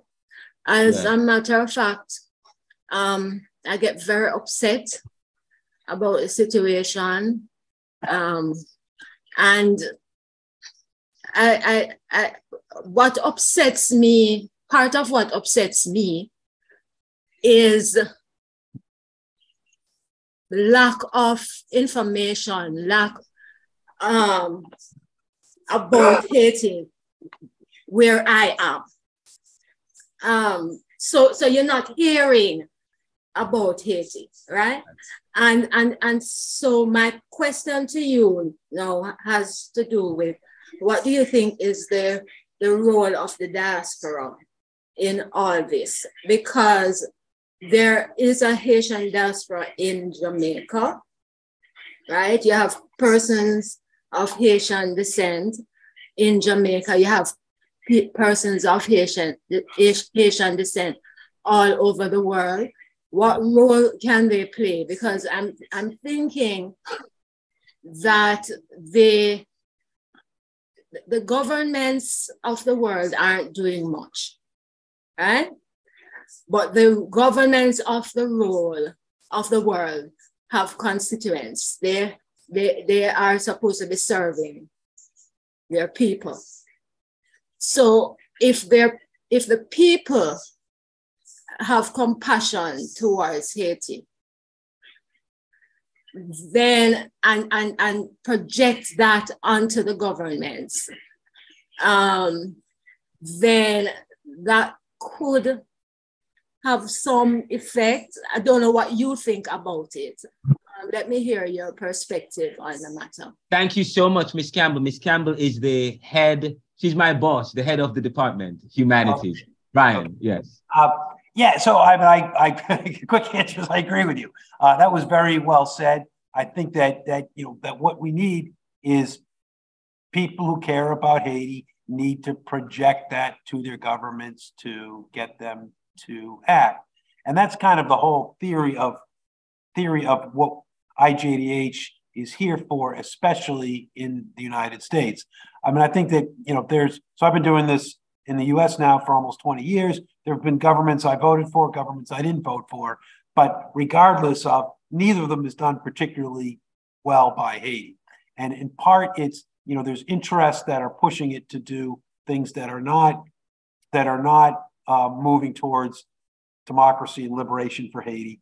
And there's also people who don't care, or don't have enough information, or don't care, or don't have enough information. So our premise is that we can get better U.S. policies by getting people informed and engaged. I completely agree. I've been hearing this for 20 years, that people don't know what's going on in Haiti. And that's because, that is, and it's especially hard when I hear it from someone like you, who's, well informed and in touch. And that's not an accident.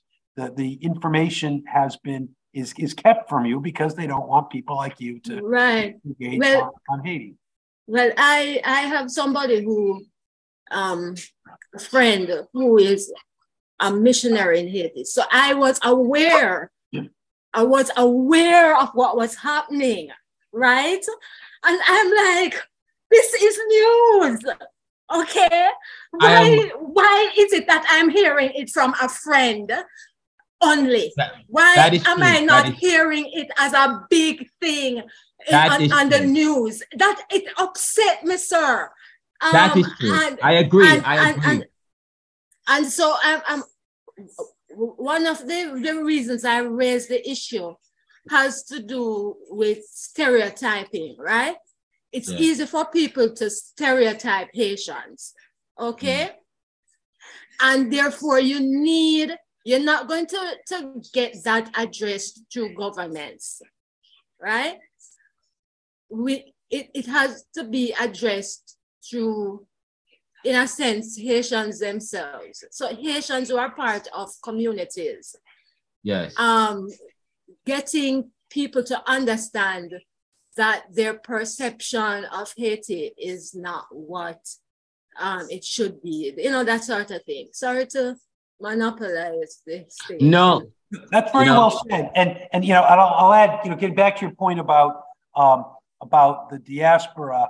One of the things we've been doing and is really helping the diaspora, the Haitian diaspora in the United States, have its voice heard.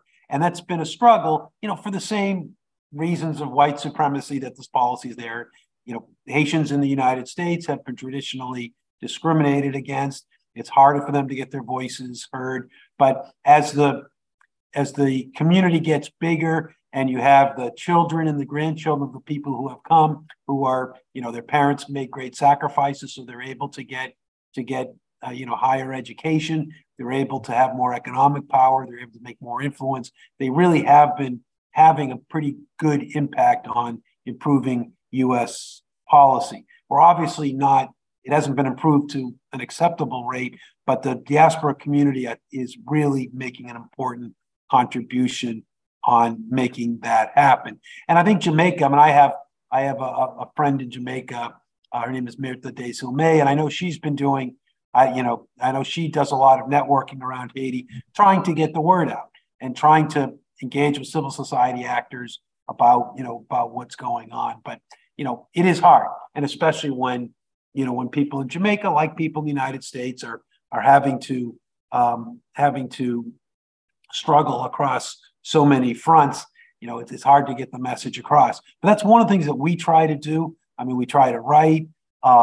My colleague Mario Joseph wrote a letter to the CARICOM heads of state that he saw this as a letter to try to to try to convince CARICOM leadership, but also he hoped that it would get out to the general public to help inform the general public about what was going on. And so our website, I'll put a plug in for our website, which is www.ijdh.org. We try to have good information up about Haiti. Ronaldo is we try to put stuff up on social media. I know Ronaldo's been doing it, hosting me on the podcast. And I hope I'm happy to talk about other people who can talk about Haiti to get them on the podcast. I think we all can play a part in spreading the word. And that is why I've been encouraging people. Say, for example, I said for this class, the last class, we're going to do a course on podcasting. I said podcasting is citizenship journalism. That's the new journalism now, citizenship journalism. But Miss Campbell said something that's quite powerful. I identify with what Miss Campbell is saying, because I said to people, even there's a young man that lives across the street from me, he's Haitian. I didn't even know that. And I said, I've been writing about Haiti. And then I interviewed somebody, but not many persons know about what's going on in Haiti. The president of JTS, Jamim Noelis, he's from Haiti. But I said to people, I did not know and Miss Campbell talks about stigma. And when I grew up in Jamaica in the 2000s, I'm telling you, some Jamaicans had some stigmas. Even here in the US, many Jamaicans, they don't want people to know that, I am not Haitian, as if there's competition between Haiti and Jamaica, or some people say, I don't want them in my country. And then you were told that, they destroyed their country. The usual storyline the usual narrative that follows the storyline of why people aren't at certain levels. But I completely agree with Ms. Campbell. The storylines people are not getting the information. Say, for example, what IRSD did. I only learned about it when I met you, Brian. That's when I first learned about this whole thing with what IRSD was trying to do in terms of the restitution claim from France. Okay, and what happened in 1804, and they turned around. We weren't provided with info. I did not know anything about this. And if I ask the students, they're going to have the same answer. No, that story was suppressed. I mean, all the coverage on Haiti didn't mention that, and it just mentioned that, you know, that the allegations that were totally unfounded, that Aristide was a thug or stealing money or other things, not that he was asking for justice, because they didn't want people like you to hear it, because they were afraid you could do something about it. And just so you know, guys, this particular, I reached out to Mr. Brian about doing a show on a regular basis about Haiti, because trust me, a lot of people are still not aware of what's going on in Haiti. Now, I'm going to get to those three questions, Elise, Jaloy, and Mary, and then I will raise another issue, which is very important. But I think that there is a petition that I signed today. I just went on IJDH website and I saw that there was a petition advocating for Haiti. I read it and I signed it and I sent it back to the editor. And I also shared it with the world on Twitter, Facebook, and all my channels and feeds. And I will be doing that. So that's what we're doing, to get the word out there and bringing Mr. Brian to the class to let you guys know what's going on in Haiti, what we can do about it, and so on and so forth. But Alicia, you have a question. Go ahead.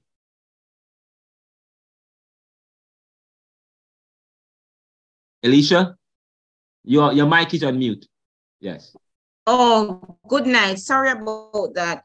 Yes. Good night, Mr. Brian and colleagues. Good night, sir. Okay, I have a lot of questions. Alicia, you're breaking up. Is an extremely poor. Are you hearing me? I'm hearing you now, but you were breaking up. You're Hello? okay now it's good. You're good now. Are you hearing me? Yes. Yes, Alicia? Okay. So we're going to have to mute you. Write your question. Yeah, Alicia, if you put your question in the chat, I'll just look for it. Oh, I think she maybe her signal got cut. I'm not seeing her. Yes, she's having some. Okay, so we probably will get Alicia, right? We're having problems hearing you. So write your question in the chat until we can establish connection. So let's go to Jaloy and then Mary. I haven't heard from Hanif. I got bounced off. Are you hearing me now? Hello? Are you hearing me now? Yeah, but you're still kind of having some static. Write your question in the chat and we will get. Okay. Okay, but Jaloy, go ahead.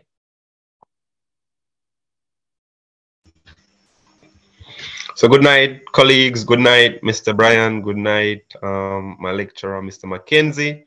My first time seeing you. Yes, this is the face of Jaloy, right? All right, okay. Welcome to the class. Yes, what's your question?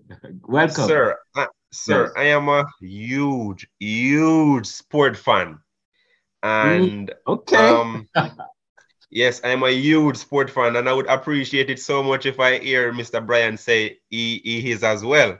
So my question to you is, seeing that Haiti has been hit with a lot of misfortunes over the years, but something good has happened in the country of Haiti, and that is the Haiti national women's football team have qualified for their first ever FIFA World Cup. I want to ask, what is life like? What is life like after that historic feat, the qualification, and how has it transformed the lives of the Asian people since? And yeah, I'd like to know that. Yeah, that's a good question. So I haven't been to Haiti. I live in the United States, and I wasn't in Haiti when it happened. I haven't been there since. So it's a little bit hard to tell, but certainly from people I've talked to, everybody was really excited about it. And it was one of the things that I was grateful for. I mean, it was obviously an amazing accomplishment that a country like Haiti could pull that off. But it was also, to me, it was just so nice for Haitians to have something that they could celebrate. I'm not sure it made kind of long-term changes other than giving, people who really needed a reason to be happy about something, a reason. The most of the players are not able to actually live in Haiti. They can't train in Haiti. It's just too dangerous. they can't train at the level you need to do what they're doing in Haiti, which is sad, but it's obviously a huge source of national pride and happiness for many of the, and Haiti, people in Haiti, it's a huge sports nation. They really love soccer or football, I should say, sorry. Yeah. So it's a big deal there. Also note, Ronaldo, as a point of order, I just saw in the chat that Sean had a couple of questions that he put on. Yes, Sean and Alicia. Yes.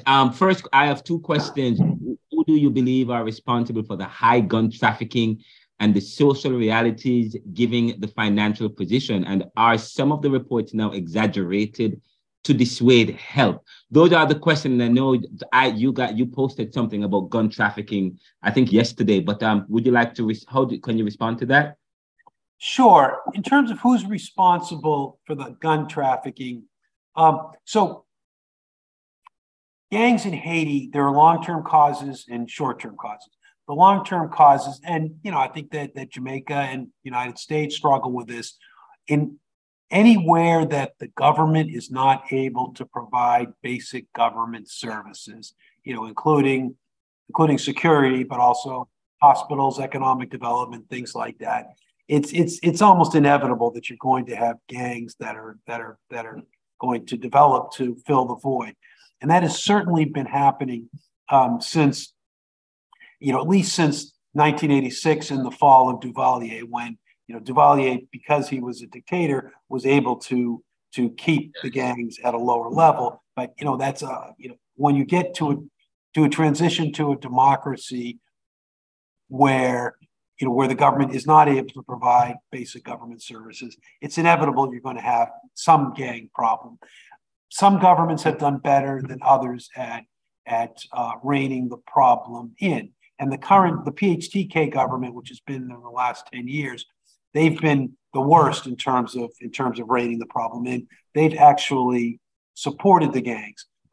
It's widely believed in Haiti that the government is giving gangs money and guns. It's been pretty well established that the government has collaborated with gangs on attacks against opposition areas. So there's been these areas that the government didn't expect would vote for it if there was an election. So the government has worked with gangs to go in there to let the gangs take over those neighborhoods. So if there are elections, the government can control the vote there. And then in just the general corruption and the politicization of the whole system has limited the ability of the police and everybody else to serve as a deterrent to the gangs. And so I think that's the sort of how the gangs were created. In response to Sean's question about how the guns got there, obviously if you have gangs, you're going to get, that's creating the demand for guns, and it's creating, through their crime, they're creating the ability to buy them. Where the guns, how they actually get to Haiti, because Haiti's not producing any guns, they're largely getting to Haiti from the United States. And there's some of them are kind of sent through legal channels. There's guns that are going to the police, to security companies. No one knows for sure, but there's some expectation that some of those are being diverted to gangs. But it seems that the largest share of guns coming into Haiti are being smuggled. And that so there's a lot of, we're trying to apply pressure on the U.S. end to try to inspect the outgoing freight to Haiti better. There's been a lot of pressure being put on the Haitian government to do a better job. Unfortunately, that's actually kind of a difficult thing to do. The U.S. gun laws, as you may know, are extremely lax. So it's very easy to buy large amounts of guns. And then once you have that, it's kind of easy to slip it into Haiti. Because in Haiti, there's, I don't know the numbers, but, probably in the thousands of people are regularly sending things back to their relatives in Haiti. And to go through everything that people send back, and there's just lots of trade going through, and to go look at every single boat for a gun is difficult to do. But we have been pressuring the U.S. to do more investigative work, to do more inspections, obviously pressuring the things at the Haitian end to be able to stop some of those. And in terms of, are the reports now exaggerated to dissuade help? I haven't really seen that. I think that the media does have a bias towards sensationalism, but I just think in this case things are so bad. I'm not seeing that. There's certainly in the past there has been the media has exaggerated things to make it kind of more sensational, but I'm afraid I don't think that's happening now. There is, well, actually, I will say there is a reality. I mean, not everywhere is gang control, and I do hear from friends who are living in parts of the country where we are able to live a reasonably safe existence. Although I'll also say, I actually just talked to a friend last night, the Haitian, who his hometown had been until recently type of place where people could live reasonably normal lives, but that's not the case anymore. Thank you. Mary. And by the way, they had the drug for guns trade between Haiti and Jamaica. I think that was in the 2000s and the 90s. I don't know where that is now, but they used to have the I think that's still happening. There's so many guns in Haiti, and that I assume, and I don't really know much about Jamaican gun laws, but I assume you have fairly good controls on guns compared to the United States, and that Haiti's allowing an evasion of those controls. Somebody had a follow-up question regarding what Sean asked about gun trade. Who are the great minds of what? Who is that? Somebody has a follow-up question, and then Mary, and then we wrap up we're going to wrap up in a couple of minutes. So if you have questions, please, let's hurry up and get through them, because remember, we're going to wrap up in a few minutes. Now, he says, sir, I have a follow-up question regarding what Sean asked about gun trade. Who are the great minds and influence in Haiti? Yeah, that's an excellent question, Chantel. I think that one of the things to keep in mind, I talked a little bit about this. We talked about Haiti being one of the most unequal societies in the world, and the most unequal in the Americas by far. You have an elite that is, and it's mostly a few very wealthy families, and that they control large parts of the economy. They run the ports, they own the factories, they often are large landowners, and they don't get their family members elected president, but they get them elected senator, and they just buy off the president. And so they're kind of doing a lot of the controlling, and they also run gangs. They're respectable people in the sense that they live in nice houses, and they go to fancy restaurants, and they talk to diplomats, and but they're gangsters as well, and they're running gangs through their factories or through some other organization as a way of extending both their political and their economic power. Thank you so much. And Mary, I see your hand up. Your hand has been up for a while. Finally, we get to Mary. Mary, and then we wrap up. Mary.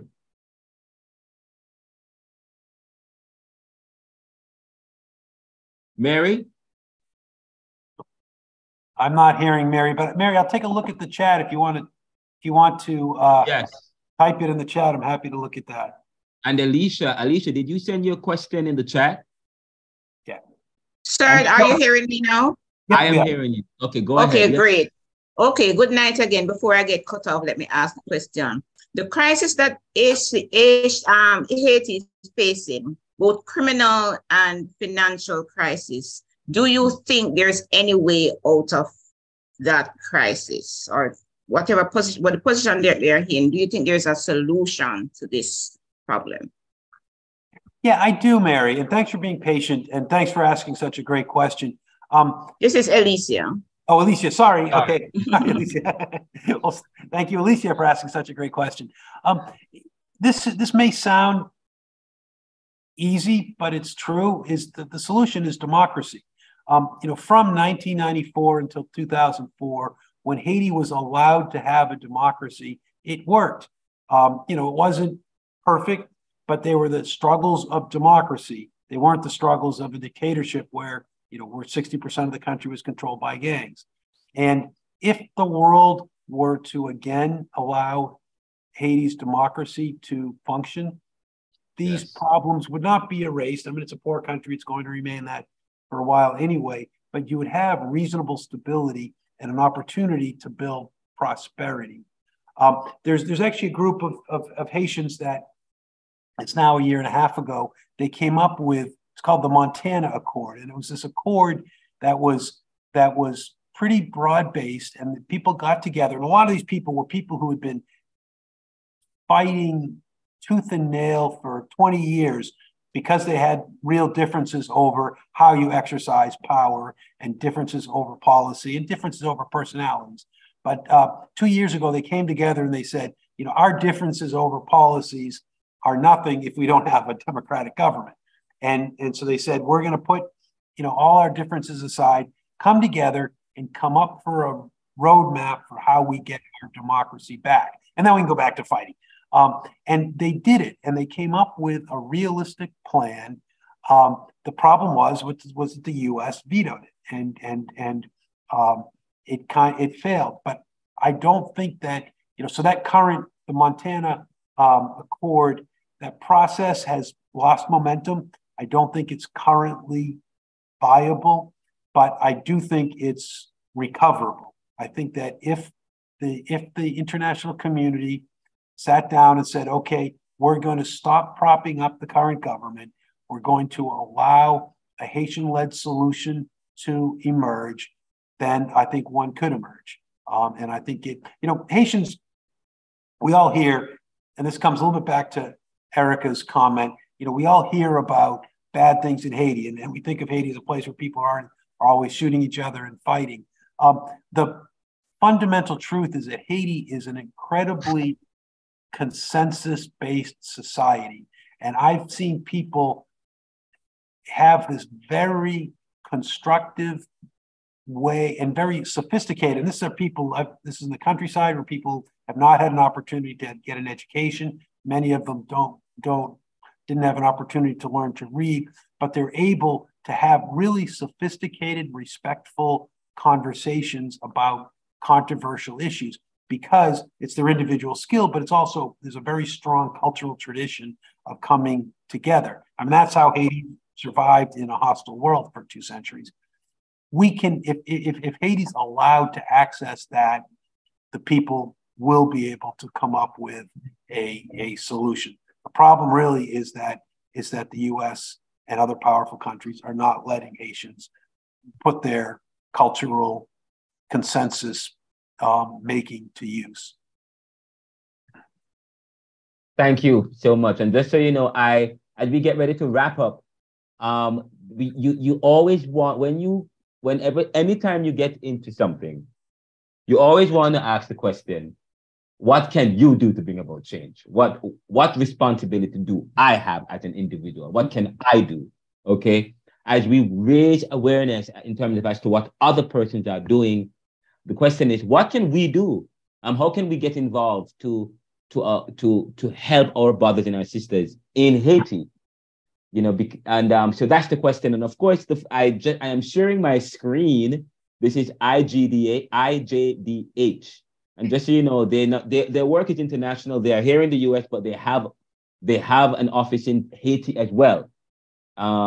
And so you can, and I'm reading it, it says, join IJDH Haiti Response Coalition and allies for a Haiti advocacy campaign to call on the US government to stop supporting Haiti's repressive and corrupt government so that a Haitian-led solution to the crisis can emerge. The IJDH has helped to prepare extensive talking points to explain the complexity of the current situation and the harmful, shameful, and imperialist nature of current US government policy. You can start by signing a petition calling on the US government to let Haitians control their own democracy. As an individual, you can sign the petition. As an organization, you can join the sign-on letter and you can take action with the toolkit. And this is what they're calling on the US to stop supporting Prime Minister Ariel Henry and the PHTK party and its political affiliates so that a Haitian solution, notice, a Haitian solution to the crisis can emerge, one that is truly Haitian, that is led and informed by the Haitian. And so the question is, what does that look like? So what does that look like, and how can that be done? What does that look like, and how can that be done in terms of, they say they're calling on us to stop supporting the U.S., calling on the U.S. to stop supporting, so that Haitian solution to the crisis can emerge. And I know that I spoke with a Haitian young woman, older lady who lives here in the U.S. but went to Haiti, and she said that we need to come together as Haitians. We need to be more united. But what are some of the other ways? What is the solution that makes sense? That what are we supporting? What is it that we are supporting in terms of a solution that makes sense? Yeah. So one of the things is that it's important to note that we need to support a Haitian process rather than specific results. You know, there's a lot of good discussion about, well, international troops could do this, or they could help the police doing this. All those would be interesting things to do at another time, because it's only really a legitimate Haitian government that can make those decisions. And so you know, it'd be very different. And this is kind of going back to your historical point. In 1994, there was an intervention that came to restore democracy. In 2004, there was another intervention that came to consolidate a coup d'etat. And it was a huge difference. The one that came to restore democracy, it worked restoring democracy. The one that came there to keep democracy out, that worked too. And if it came in now, it would be to keep democracy out.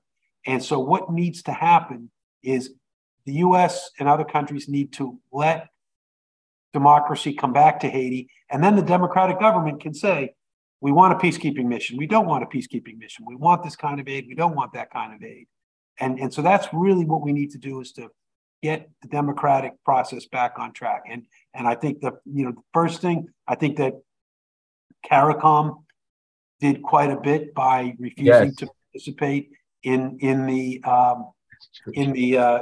intervention. I think that the next kind of battle is within the OAS has created this working group on Haiti, and there's already some troubling signs. Sanders, who's from Antigua, I believe, he was nominated by every CARICOM country except Haiti to lead it. Haiti vetoed him, and it was clear he was not going to be able to do anything, so he felt forced to resign. That's not a good sign. So there's going to be a fight within the OAS. I mean, I hope the CARICOM countries can really stand up for principles, realizing that that's not an easy thing to do. That's one place. In the United States, we're fighting hard to get our country to try to turn our country around. We have some allies in Congress, and so we're working hard to try to get our government to have a better policy towards Haiti. And we in Jamaica, I'm in the US, but those people but I still have friends in Jamaica, and those in the Caribbean, we have people who in our class and who are part of the seminary who lives all over the Caribbean. We have reached in here all over the Caribbean. So this is a good class. I'm so happy that you came and you shared. But Jason, I'm so sorry. Jason, your hand's been up. We're going to end with Jason. Oh, Mary, do you still have your question, Mary?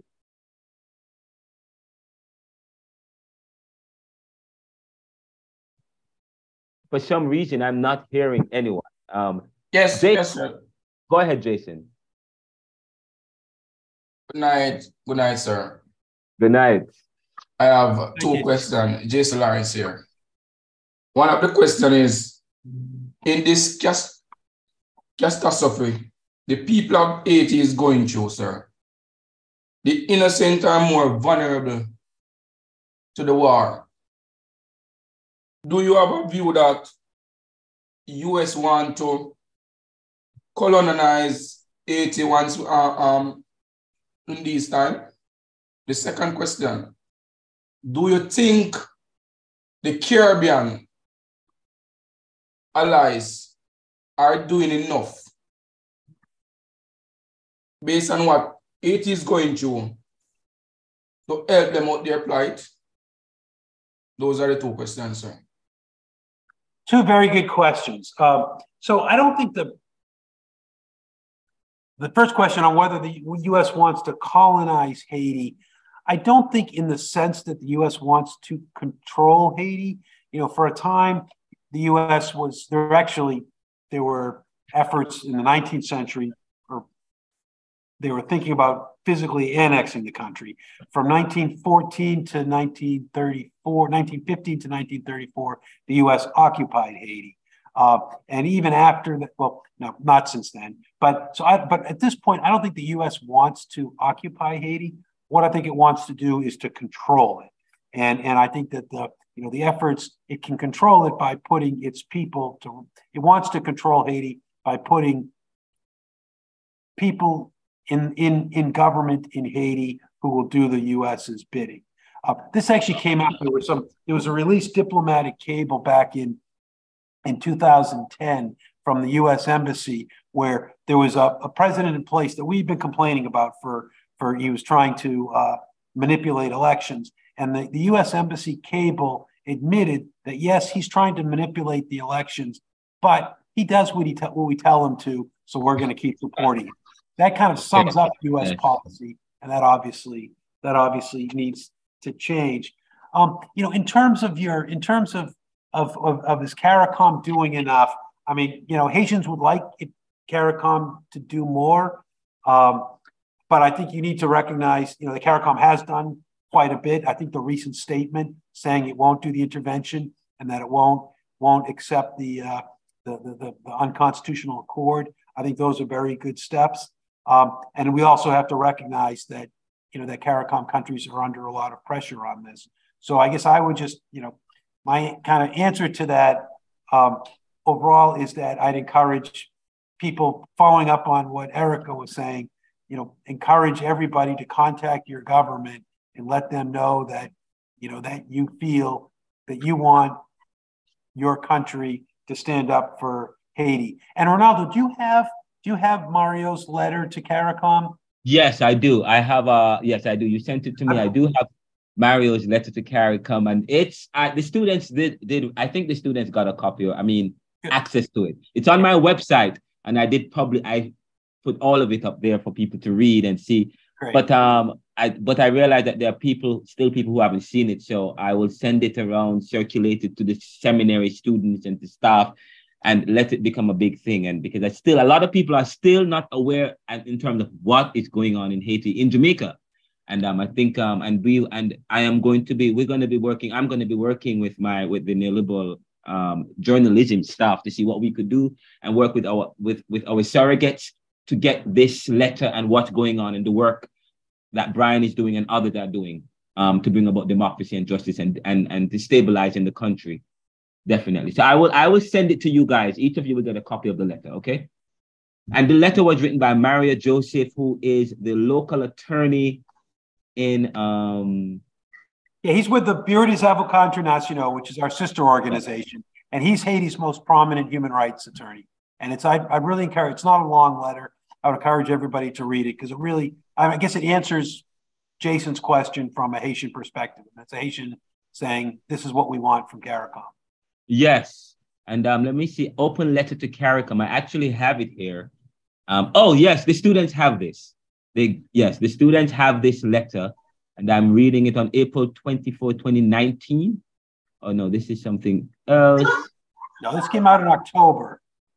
Oh, it's October. No, the students don't have this letter, actually. This is another open letter to Secretary General of CARICOM and CARICOM heads of state, dated July 8th, 2019.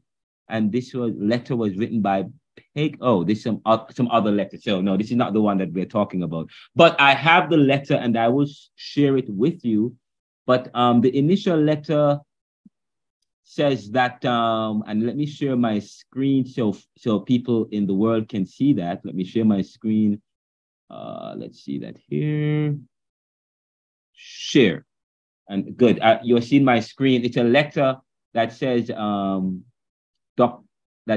Dear Dr. Barnett, who at the time was the General Secretary of the Caribbean Community, we are writing you in relation to the armed international intervention in Haiti that has been requested by Dr. Ariel Henry, the de facto Prime Minister of Haiti. Sir. Sorry? You hearing me now, sir? Are you hearing me? Mary. Sir? Okay, you're hearing me now. Okay. Wait.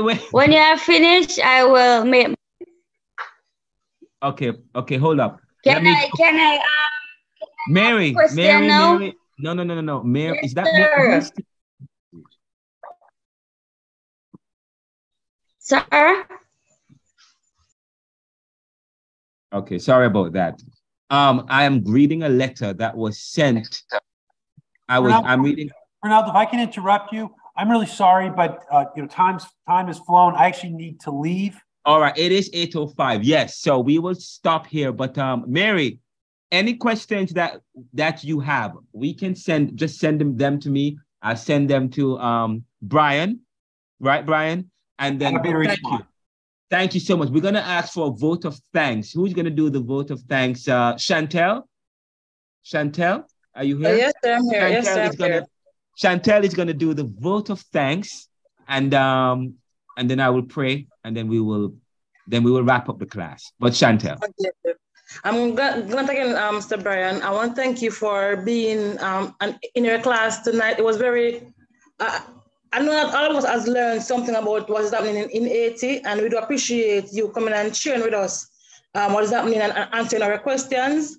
We want to thank you again, sir, for being here tonight, and we do wish you the best. And we hope that other Caribbean countries will also assist in Haiti in getting not to a place where they can actually help themselves and be like. So I want to thank you, sir, for being here tonight and also for being a part of our class. We really appreciate you and also great answers. And we did learn something tonight, sir. So have a good night, sir. Thank you. Okay, well, thank you so much, Chantel, for those kind words. And thank you, everybody, for a wonderful discussion. I really appreciate it, and I hope we can continue this. Yeah, man. And just before you go, let's pray. Since we're at the seminary, we'd like to pray you out. Thank you, Lord God, for Brian, who came out of his busy schedule to share with us and to rap with us about what's going on with Haiti. May you continue to empower his agency and the work that they do. And may you help those who are involved in this Haitian situation to bring about resolution. These and other mercies we ask. Amen. Okay, thank you so much, Brian. And Brian, I will keep in touch, okay? We'll keep in touch. And, yeah, man, we will keep in touch and get this. Now we have a responsibility. People are saying they need to know more. People want to know more. And yes, people are hearing about the work you're doing. And we had over 3,000 or 2,000 viewers, and they're asking that they want more on what's going on in Haiti. So we have heard, and I will be doing some stuff with Brian soon. But thank you, Brian, and take care. Thank you. Take care. Bye-bye. We're going to take a quick 5 minutes break, and when we come back, we will wrap up the class. But I need 5 minutes break real quickly. I'm having a slight headache. So give me 5 minutes. I need just 5 minutes break, and then we wrap up when we come back. We will end at 8:15. Okay? Okay, sir. Check your chat here, Mr. Mackenzie. Oh, thank you. Yes. All right.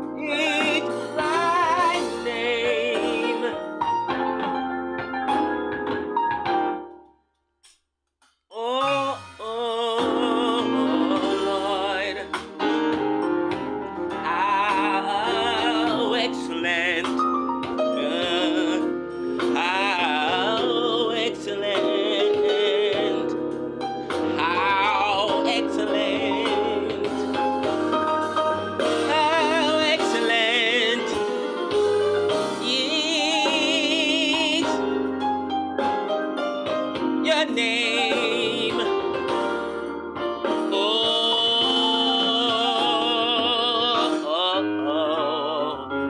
In all the earth, in all the earth, in all the earth, in all the earth. Oh, Jesus is excellent. It's thy name.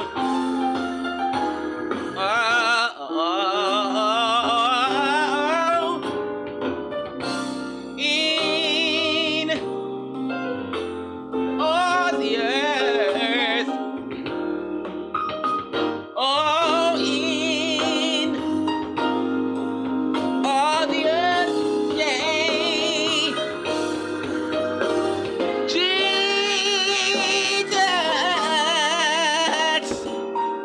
excellent is your name.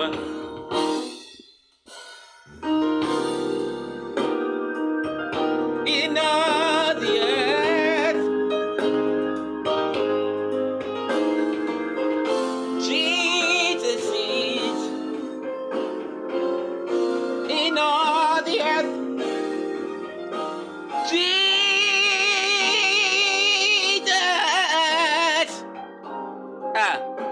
excellent is your name, yes, your name, your name. In all the earth, in all the earth, in all the earth, Jesus is excellent. That's your name, Lord.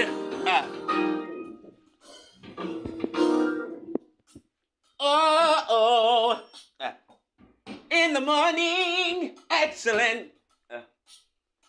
In the evening, excellent. Jesus is excellent. Every day, give me Jesus.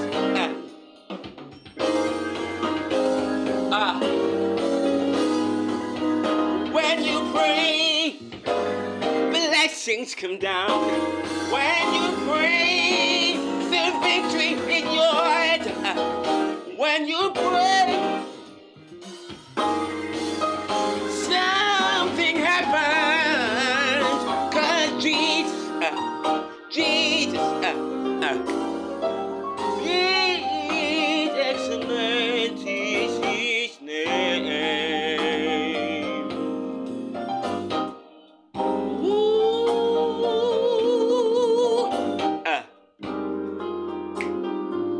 Every day, yeah, is your name, your name.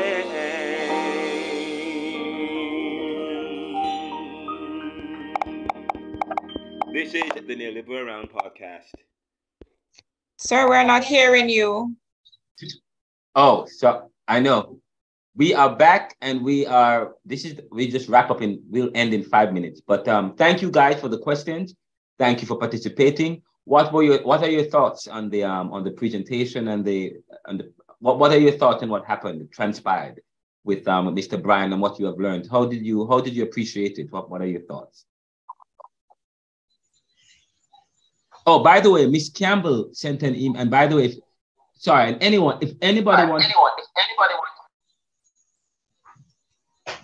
if anybody wants to participate in this initiative, providing awareness and so on, there's a way you can get involved, and we are working on our side to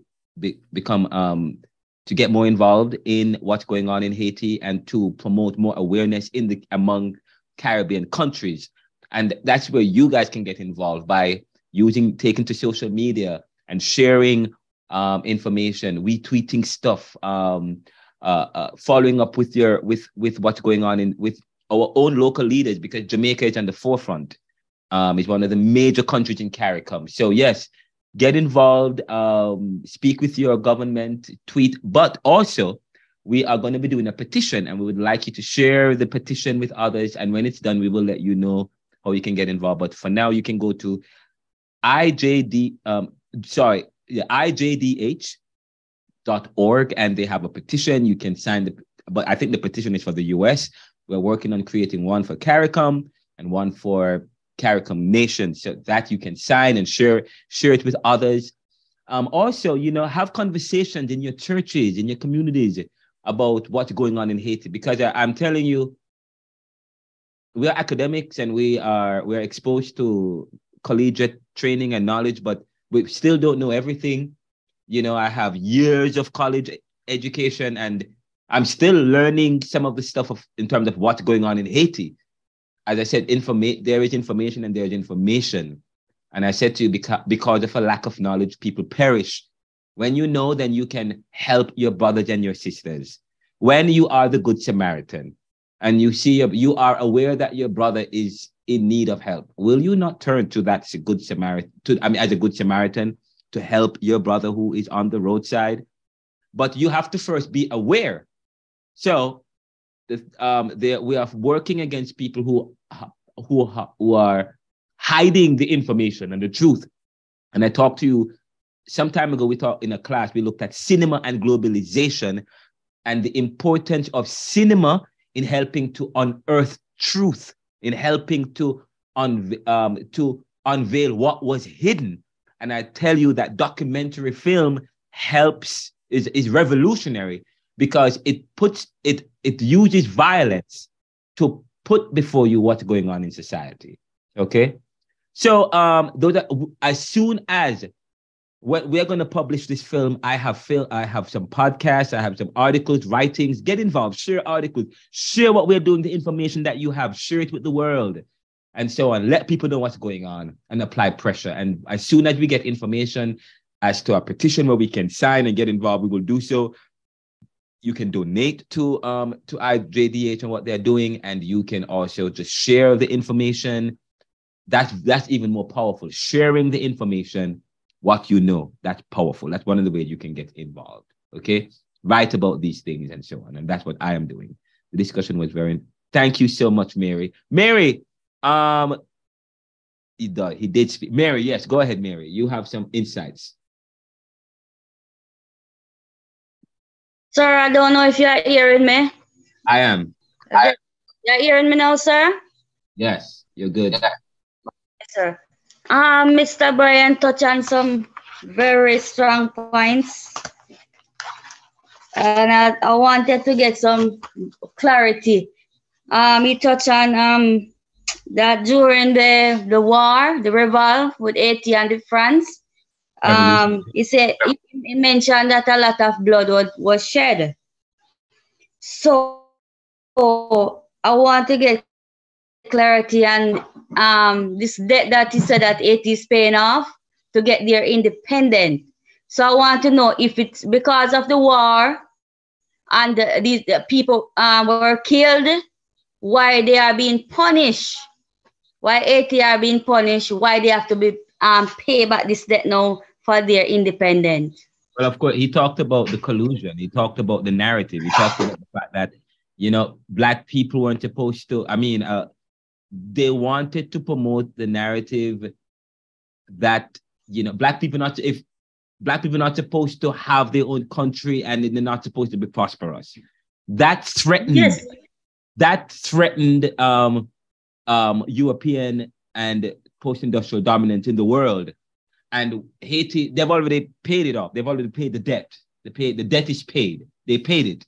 But but now in 2004, or between 2001 or was it 2004? I think sometime 2004, whatever the case might be, we know Jean-Bertrand Aristide put together a case trying to recoup some of the money. And of course, France already admitted that, yes, we should not have done that. It was illegal. So we already have France or the ambassador saying that, yes, we did that, which was illegal. It should not have been done. But in other words, Haiti had to pay billions of dollars to France in order that their independence could be recognized. Because they were the independence was not recognized, then they could not operate as a country in terms of they couldn't get loans and all of that. So they decided that, okay, fine, we're going to have to pay it. Because what we had said is that why did they pay? But they felt as though their hands were tied. They had to pay this billions of dollars because they were not able to. They weren't able to trade with other countries. They weren't able to get loans and so on. So that affected them. So because they weren't recognizing it as a free, independent country, and I'm talking about the international community. They were guilty of this crime. They were guilty of this crime as well, the international community, of not and just so you know, you say, for example, some countries have a way of big countries have a way of putting embargoes on other countries. Putting embargoes. So if you trade with them, then we won't, if you trade with them, then we're going to block you or you can't trade with us and so on and so forth. But you talk about the strategies where people try, the strategy that certain countries use to keep other countries down. Say, for example, giving people international recognition.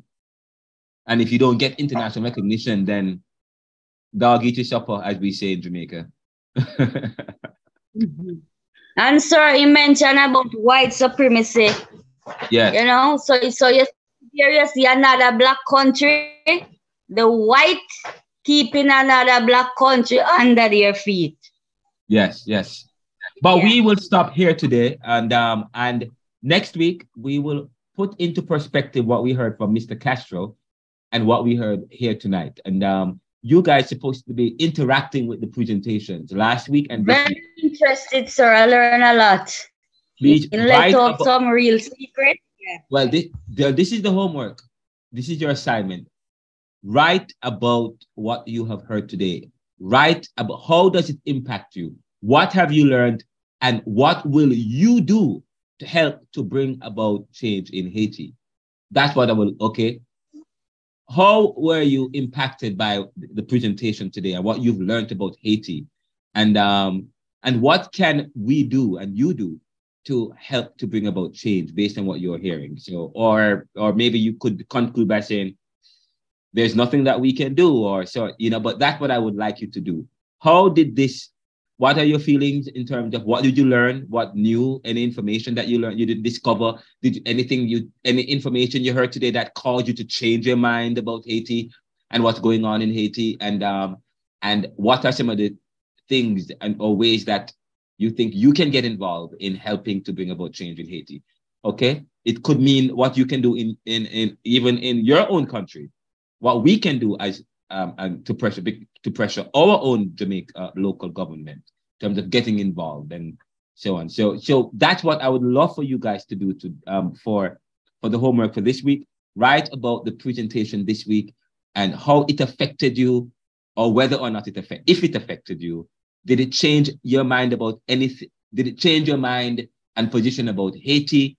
Did you have any stigma, any stereotype about Haiti, and so on and so forth? And what can you do to bring about change and what's going on in Haiti from where you sit in Jamaica? Okay, so that's what, and you will have, I'm going to ask you guys to do. Now, I will be sending out several emails this week, so watch the emails in terms of, I will be marking all your papers, those who have submitted, and will be posting up paper grades on the platform this week. I will start doing that. As of this week, I will submit those persons who have given me paperwork and I've graded you, and if I haven't graded your work, I start posting up grades. So far, so far, so good. Your participation in the class, and the work that you are submitting, that's good. You guys are doing some good work. Keep it up. And just so you know that as you approach that the paper, you guys should at least start working on your papers. I want to spend some time this week. I want each of the group to meet with me this week, starting on Tuesday. So Tuesday, I meet one group.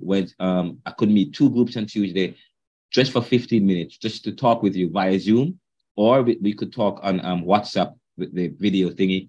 But I would like, and I work with Chantel to arrange this, but I want to meet with each group this week in your groups, some on Tuesday, between Tuesday and Thursday, just to see where you are in terms of the questions you're going to be, research paper question you're going to be tackling, and where you are and and if you need any kind of direction or help with that.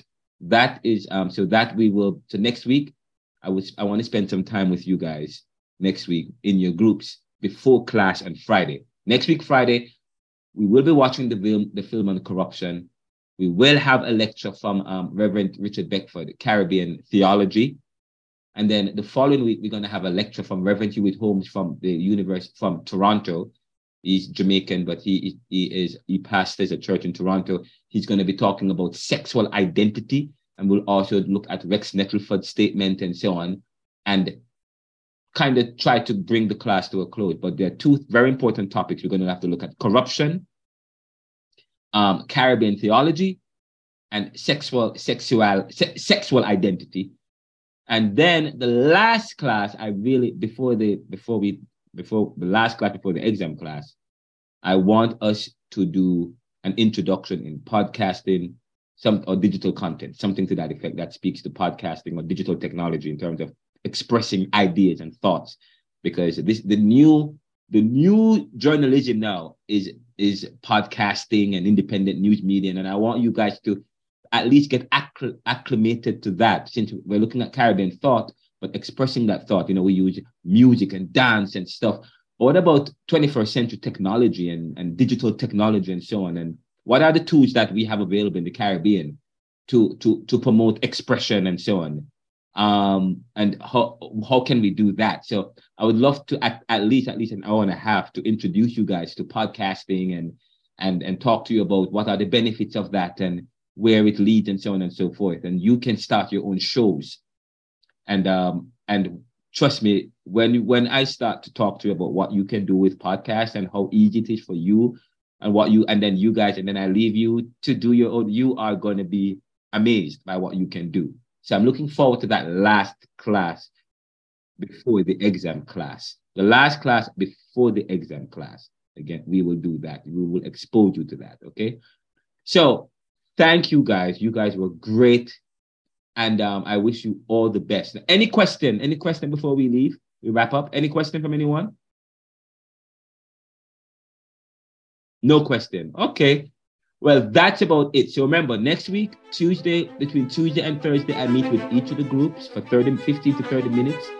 And the assignment is that you write about, you were supposed to give me an assignment for last week when John Castro presented.